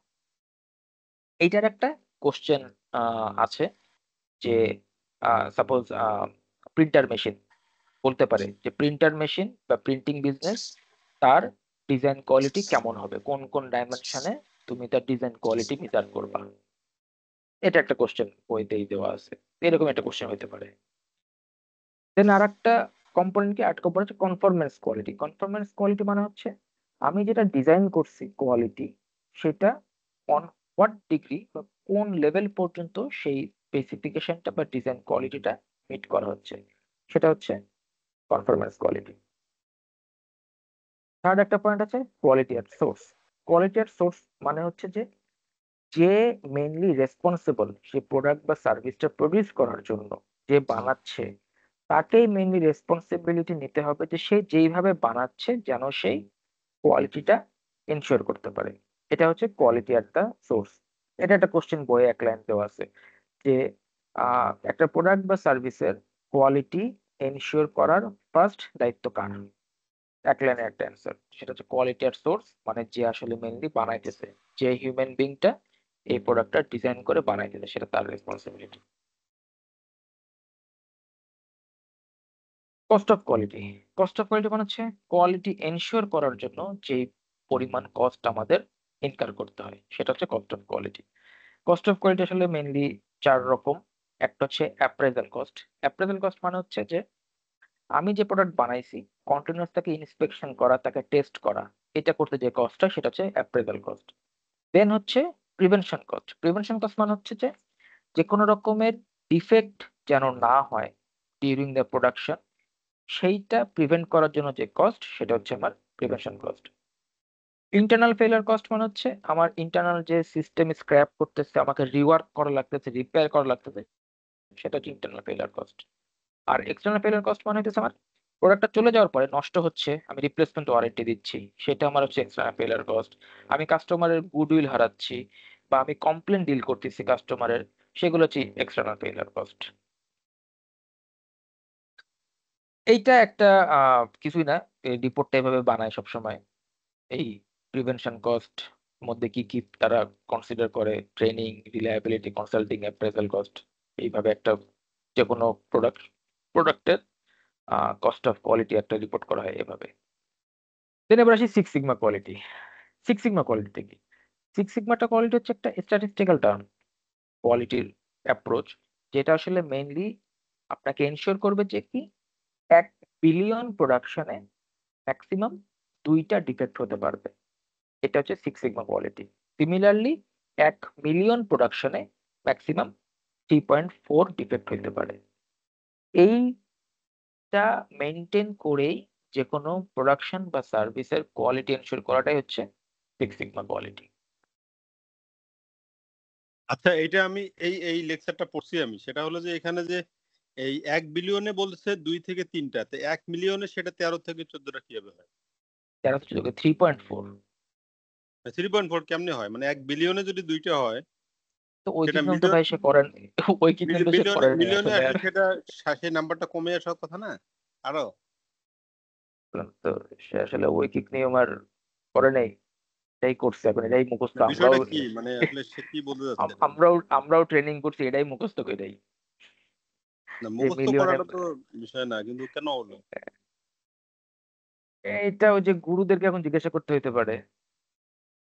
এটা জেমিনিরে জিজ্ঞেস করলে পাওয়া যাবে, দাঁড়ান পড়াটা শেষ করে তারপর জেমিনিরে জিজ্ঞেস করবো। জানেন তো মিশু ভাই, জানেন তো একটু ভাই কি হয় জিজ্ঞেস করবো, বিষয়টা? ভাই সিরিয়াসলি জিজ্ঞেস করবো। এটা এটা তো পার মিলিয়নে 3.4 ডিফেক্টস, তাহলে হ্যাঁ বিলিয়নে তার তো এটা বেশি হবে। হ্যাঁ, আর বাট বিলিয়নে সেটা যদি তারিক হয় ভাইয়ের তাহলে কোশ্চেন। মিলিয়নে তো আরো কমে আসবে না? বিলিয়নে তারিক না, ভাইয়ের এটা কোশ্চেন সেটাই। মিলিয়নে 3.4। হ্যাঁ, হ্যাঁ একই জিনিস, সেটা ঘুরে যদি একই সেটা কোশ্চেনই যদি করতেছেন। সেটা যদি মিলিয়নে আসে তাহলে তো নাম্বারটা আরো কমে আসার কথা। না, হুম, বিলিয়নে হলে তো আরো বেশি আসবে। আমি সেটাই ওটা তো, বলি বেশি আসে নাই তো। সেটাই তো, বেশি আসে আসে নাই। নাই তো, সেটাই তো বলতেছে।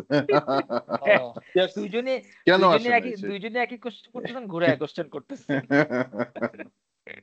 না, সিএর সম্মানীয় ব্যক্তি, আমি তার সাথে ঠিক ইয়ে আছে, এটা করছি না। এটা জেমিনিকে জিজ্ঞেস করে জানাই দিব, সমস্যা ওকে নেই। ফাইন। আচ্ছা বস, এটার ব্যাপারে ম্যাডামের স্লাইডে একটা লাইন লেখা আছে। হুম হুম।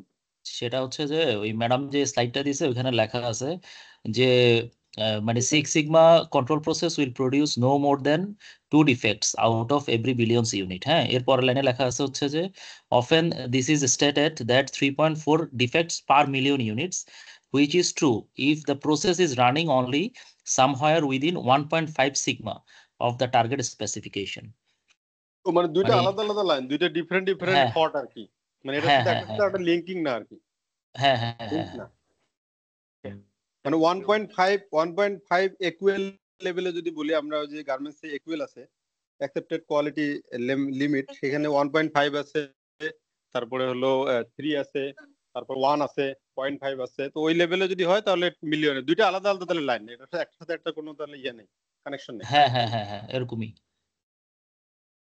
থ্যাংক ইউ ফয়সাল ভাই, আপনি আসেন, থ্যাংক ভালো ইউ লাগলো। ফয়সাল ভাই, আসলে সুদূর চিটাং থেকে। এবার হচ্ছে সিক্স সিগমা মেথডের মেইনলি যেভাবে মেজারটা করা হয়, ডিমেক, DMAIC, define, measure, analyse, improve and control. এটা সবাই করে, এটা আমরাও করি। সিম্পল জিনিস। ডিফাইন হচ্ছে এই যেভাবে এক্সাম্পল দিচ্ছে, যদি আমাদের কোম্পানির এক্সাম্পলে বলি, যে কোনো প্রবলেম যখন ক্রিয়েট হয় যে কোনো টিমেই বা যে কোনো প্রসেসের মধ্যেই, তখন মেইনলি ডিফাইন, যে প্রবলেমটা কি হয়েছে সেটা ডিফাইন করো। দেন প্রবলেমটা মেজার করো, যে এই প্রবলেমের ইম্প্যাক্ট কত দূর হচ্ছে। দেন এটা অ্যানালাইসিস করো, যে প্রবলেমটা কেন হয়েছে। দেন আইতে হচ্ছে এটাকে ইমপ্রুভ করো, মানে এটাকে সলভ করো, প্রবলেমটা কিভাবে সলভ করলাম। দেন সিতে হচ্ছে কন্ট্রোল, মানে কন্ট্রোল মেকানিজম বসাও যেন এই প্রবলেমটার কখনো না হয়। সেম জিনিস হচ্ছে DMAIC। এটার সাথে জাস্ট একটা জিনিস, আর একটা সেম প্রসেস হচ্ছে DMADV। DMADV ও সিক্স সিগমারই। DMADVটা হচ্ছে মেইনলি প্রসেস তৈরি করার টাইমে লাগে। DMAIC এবং DMADV ডিফারেন্সটা হচ্ছে, একটা প্রসেস বিল্ড আপ হয়ে গেছে, দেন সেই প্রসেসের মধ্যে প্রবলেম ক্রিয়েট হয়েছে, তখন হচ্ছে DMAIC। আর কোনো প্রসেস তৈরি হয় না, প্রসেস তৈরি হচ্ছে, হালকা নলেজ দিয়ে দিলাম। কিছু টুলস ইউজ করা হয় সিক্স সিগমাতে, ডিএমএআইসি প্রত্যেকটা লেয়ারের। একটা টুলস হচ্ছে ফ্লোচার্ট।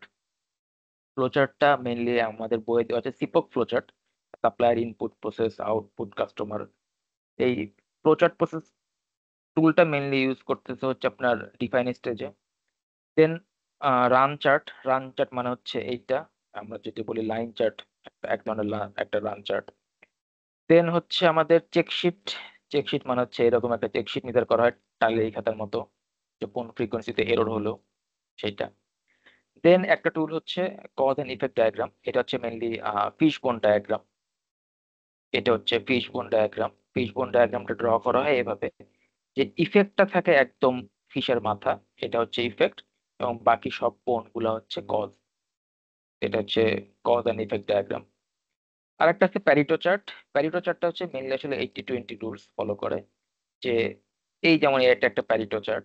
এটা যদি বলি একটা ডিফেক্টের ডিস্ট্রিবিউশন, লেটস সে 5 রকমের ডিফেক্ট, তার মধ্যে এই ডিফেক্টটা সবচেয়ে বেশি, তো সবার আগে এটাকে কিল করতে হবে। এটা হচ্ছে প্যারিটো চার্ট। শেষ। আর একটা হচ্ছে অপরচুনিটি ফ্লো ডায়াগ্রাম, আর একটা হচ্ছে process control chart. Process control চার্টটা মেইনলি আসলে এইরকম প্রসেস কন্ট্রোল চার্ট, যখন কন্ট্রোল স্টেজে চলে যাচ্ছি তখন হচ্ছে এই আপার কন্ট্রোল লিমিট এবং লোয়ার কন্ট্রোল লিমিট, এবং দেন হচ্ছে কি পরিমাণে অ্যাভারেজ কন্ট্রোলের লিমিট থাকে সেটা দেওয়া। এটা হচ্ছে মেইনলি প্রসেস কন্ট্রোল চার্ট। আর আরো কিছু টুল ইউজ করা হয়, একটা নাম হচ্ছে এফএমইএ। এফএম হচ্ছে আপনার failure mode and effect analysis. এটা হচ্ছে এফএমইএ এর চার্ট, সবই আসলে এক্সেল বেসড বা মাইক্রোসফট অফিস বেসড টুল সব এগুলো। এফএমইএ এফএমইএ এটা হচ্ছে যে আপনার আরপিএন করা হয়, রিস্ক প্রায়োরিটি নাম্বার বা রিস্ক র্যাঙ্কিং এরকম সামথিং। হ্যাঁ, রিস্ক প্রায়োরিটি নাম্বার। সেটা হচ্ছে যে কোনো ফল্ট যখন হয় তখন আসলে তিনটা জিনিস মেনলি মেজার করে তারা। এক হচ্ছে ফল্টের সিভিয়ারিটি কিরকম, দেন হচ্ছে ফল্টের অকারেন্স রেটটা কিরকম, এবং থার্ড হচ্ছে যে ফল্টটা হওয়ার প্রবাবিলিটি ডিটেকশন রেটটা কিরকম। এই তিনটা জিনিস মেনলি মেজার করে এফএমইএ তে। এই তিনটার মাল্টিপ্লিকেশন করে একটা আরপিএন নাম্বার জেনারেট করা হয়। লেটস সে একটার ভ্যালু 5, একটা ভ্যালু 2, একটা ভ্যালু 3, তো তিনটার গুণফল ইকুয়াল টু ওই হচ্ছে আরপিএন। একটা নাম্বার, একটা প্রায়োরিটি ইন্ডেক্স জেনারেট করা হয়। যেইটাতে আরপিএন বেশি আসবে সেটা সবার আগে ক্লিন করতে হবে। এই হচ্ছে মেইনলি তার টার্গেট। এগুলো সবই থিওরি, আসলে এখানে তেমন কোনো অঙ্ক নাই। শেষ চ্যাপ্টার, আর কিছুই নাই।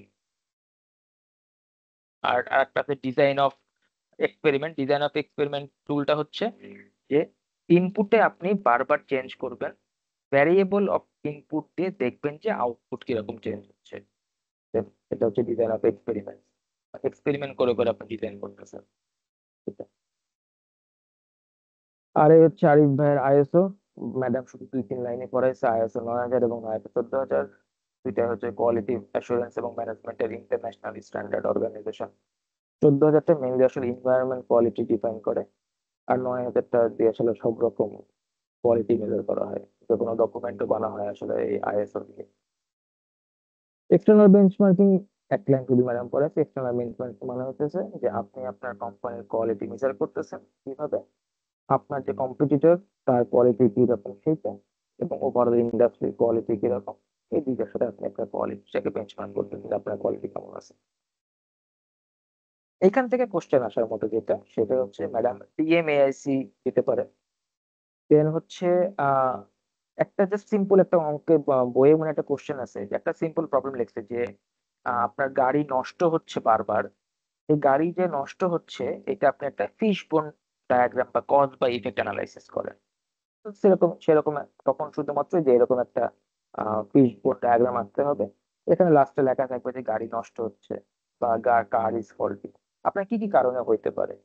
তো এখানে গাড়ির আপনার ইঞ্জিন নষ্ট হয়েছে, গাড়ির মোবিল নাই, গাড়ির ব্যাটারি নাই, গাড়ির টায়ার লিক, এগুলো তখন হচ্ছে তার আসলে ফোনের মধ্যে ঢুকাই দিতে হবে। এই, আর কিছু নেই ভাই এই চ্যাপ্টারে, আমি কিছু খুঁজে পাইনি আর পড়ার মতো। আচ্ছা, এর আগে যারা হইতেছে শাকিলা ম্যাডাম এই কোর্স করছে তাদের কারো জি, কাছ থেকে কি এই জিনিসটা জানা যায় যে সিক্স সিগমা থেকে কি ধরনের কোশ্চেন করছে? Yes we will knock our Nafis ভাইয়াস, বাংলাতে একজনই আছে আমাদের। ও, এটা একটু জানাটা জরুরি, কারণ হইতেছে আমি যেটা বুঝতেছি এখান থেকে আসলে ডেফিনিশন টাইপ দেওয়া ছাড়া তো অন্য কোনো স্কোপ না, কম। এখান থেকে ডেফিনেটলি দেওয়ার কোনো স্কোপ নাই, তবে যে বললাম কিছু আপনাকে সিনারিও বেসড কোশ্চেন করে দিতে পারে। সিনিয়র বেস যেমন কোশ্চেন করলে তো ঝামেলা হয়ে যাবে। ঝামেলা মানে আমি যেটা বুঝতেছি যে ম্যাডামের যে ধরো 50 হ্যাঁ মিনিটের পরীক্ষা বা 1 ঘন্টা 20 মিনিটের পরীক্ষা যেটাই হোক না কেন, হ্যাঁ, ওই হুম, ওই সাইডে কোয়ালিটি কন্ট্রোলের অঙ্ক আর এই সাইডে হইতেছে আরো একটা দুইটা অঙ্ক যদি দেয়, হুম। তাহলে ওইগুলি করার পরে হচ্ছে এখানে আবার হইতেছে সিনারিও সলভ করতে কিন্তু ঠেলা আছে, তবে যে টাইম এখানে খুব শর্ট এখানে হয়ে যাবে। কিন্তু সলভ কিন্তু না, যেমন হচ্ছে যেমন এই যেমন একটা কোশ্চেন দেখেন, আমি স্ক্রিনে মনে দেখতে পাচ্ছেন এই একটা কোশ্চেন যে ডেভেলপ এ ফিশবোন ডায়াগ্রাম, প্রবলেমটা কি আপনার এই সেমিস্টারে গ্রেড খারাপ হচ্ছে, ঠিক আছে, এটা একটা ফিশবোন ডায়াগ্রাম, মাথায় থাকবে আমার গ্রেড খারাপ, ফার্স্টে কি আমি পড়া বুঝি না, একটা একটা বোন হতে পারে আমি ক্লাসে আসি না, আমি ম্যাডামের লেখা বুঝি না, আমি নিজের লেখা লিখতে পারি না, আমি পরীক্ষা দেই নাই, এগুলো হচ্ছে কজ। তো এরকম কিন্তু কোশ্চেন, একটা ছোট ছোট কোশ্চেন আসার মধ্যে। কিন্তু এর পরের চ্যাপ্টারে তো অঙ্ক আসতে হবে অনেকগুলা, ইয়েস, এরপরের চ্যাপ্টারটা, আপার এরপরে কন্ট্রোল, হ্যাঁ আপার এরপরের কন্ট্রোল চ্যাপ্টারটাতে বেশ লিমিট, ভালো লোয়ার অঙ্ক আছে। কন্ট্রোল লিমিট, এই অঙ্কগুলো তো আসার সম্ভাবনা আছে। হ্যাঁ ওটা তো আসবে, ওই চ্যাপ্টারটা কোনো সম্ভাবনা ধরি না, না। ওইটা আসবে শিওর। হ্যাঁ ওই চ্যাপ্টারটা ধরি নাই। হ্যাঁ, ওই চ্যাপ্টার কি তাহলে কালকে ক্লাস হবে? ওই চ্যাপ্টারটা বস ইনশাল্লাহ কালকে, কারণ ওই চ্যাপ্টার আমি আসলে পড়ি নাই। ওই চ্যাপ্টারটা আসলে আমি কতটুকু পড়বো আমি নট শিওর, আমি হয়তো পড়বো না, আমি 3-4টার উপর দিয়ে চালাই যাবো। ভাই পরের চ্যাপ্টার কোনটা আমি তো জানি না। ওই যে কোয়ালিটি স্ট্যাটিস্টিক্স এর অঙ্ক, ওখানে কোয়ালিটি কিছু মুখস্থ করতে স্ট্যাটিস্টিক্যাল স্ট্যাটিস্টিক্সের হবে। যে অঙ্ক করলো না, জাস্ট ইমিডিয়েট হ্যাঁ পরের চ্যাপ্টারটাই। পরের যে চ্যাপ্টার নিয়ে কথা বলতেছেন, এই চ্যাপ্টারটা আমি মিশু ভাইয়ের পাশে বসছিলাম, মিশু ভাই কিন্তু এটার এক্সপার্ট, আমি দেখছি। ও পাওয়া গেছে ভাই কালকে টিচার। হ্যাঁ, তাহলে মিশু ভাই কালকের টিচার। আমি দেখছি যেটা সেটা বললাম, মিশু ভাই কালকে কিছু মনে করেন না, আমি যেটা দেখছি পাশাপাশি বসে। আমি ওইটা মোটামুটি বুঝছি, কিন্তু কথা হইতেছে আমি আসলে এখনো প্র্যাকটিস করি নাই। মানে আমি একবার নিজে করতে পারলে, একবার যদি করতে পারতাম আজকে রাতে বা কালকে, তাহলে আমার পড়ানোর কোনো ব্যাপার ছিল না। ঠিক কিন্তু আছে ভাই, হইতেছে আমি আজকে রাতে আসলে একটু সময় দেখেন, পাইনি। আজকে আচ্ছা রাতে বস একটু দেখেন, কালকে দেখবেন। আমি বলি একটা কাজ কি করা যায়, আমাদের 3টা চ্যাপ্টার হয়েছে, কালকে মঙ্গলবার আমরা আর অনলাইন না পড়ি, কালকে মঙ্গলবার সবাই এই 3টা চ্যাপ্টার পড়ি, এক্স্যাক্টলি।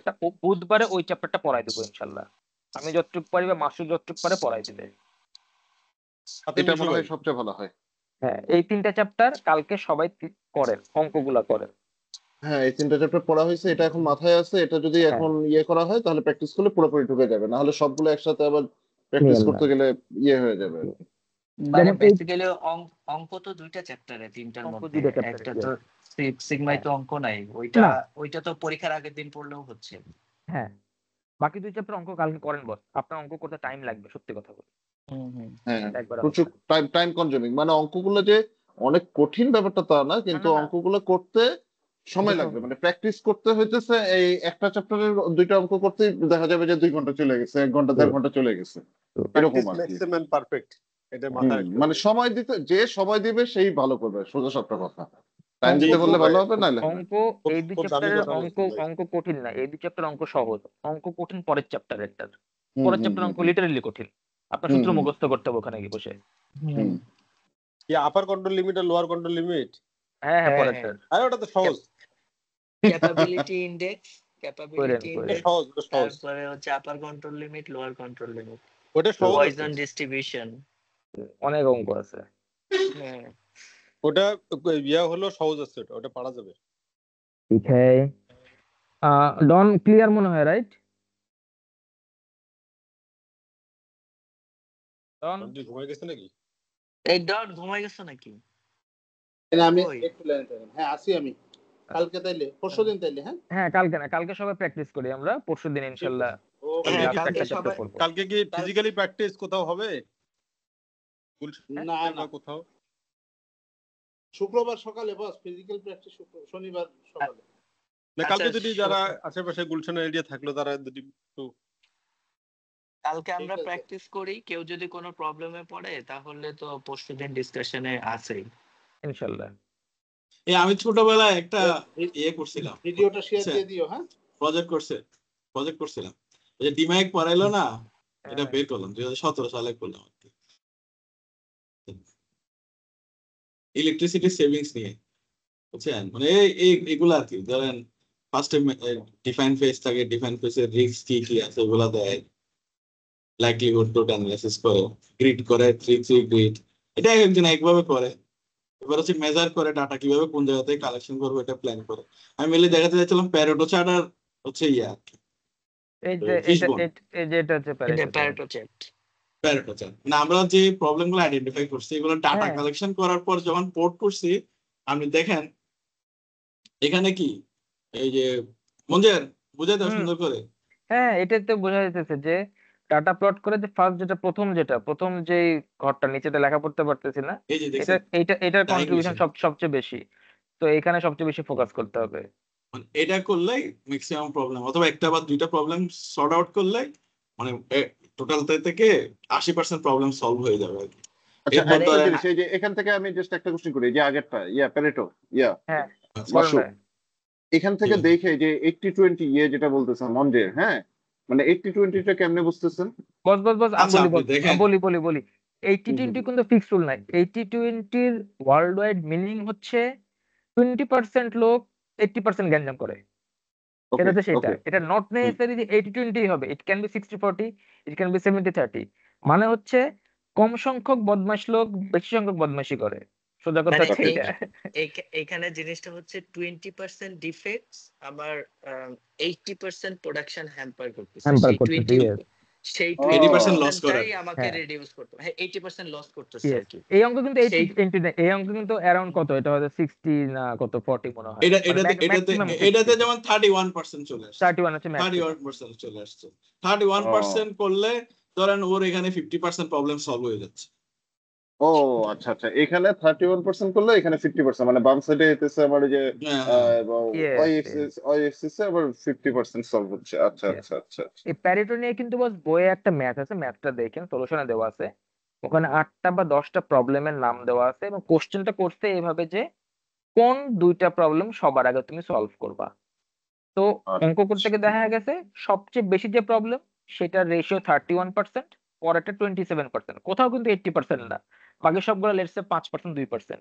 তো হুম অ্যান্সার কি আমার 31 এবং 27, ওই দুইটা সবার আগে সলভ করতে হবে। এই দুটো সলভ করলে মোস্টলি সলভ। ইয়েস, এই যেটা আর এটা একটা যেমন হাই পাওয়ার কনজাম্পশনের একটা ফিশ বোন। কেন হাই পাওয়ার কনজাম্পশন হচ্ছে ডাইং এরিয়াতে। তো পার্সোনাল এটা হচ্ছে দেখেন এখানে man machine material method environment সবগুলাই আছে আর কি। তো পার্সোনাল রিলেটেড প্রবলেম গুলো আমরা এই ফিশের এই ইয়াতে লিখছি, মানে কাটাতে। মেটেরিয়াল রিলেটেড প্রবলেম গুলো এখানে লিখছি, মেজারমেন্ট রিলেটেড প্রবলেম গুলো এখানে লিখছি।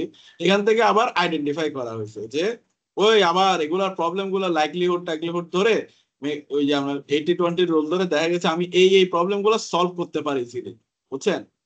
মানে সলভ যেগুলি করলে লাল লাল লাল দিয়ে ব্লক লাল করা দাগ এগুলি করছে, হচ্ছে সলভ। হ্যাঁ হ্যাঁ আচ্ছা আচ্ছা। ইয়েস। সলভ করতে পারি, সলভ করলে আমার এটার অনেকটাই কমে যায় আর কি। এই দেখেন ওই যে আমি 4টা আইটেম ধরছি না, ওই 4টা আইটেম ধরছি, এবার এটা কেন হচ্ছে আরো ডিপে গেলাম, first why, second why, third why. Normally why 5টা কোয়েশ্চেন মধ্যে যাইতে বলে, আপনি 3টা কোয়েশ্চেন কিন্তু মিনিমাম যেতে হয় আর কি।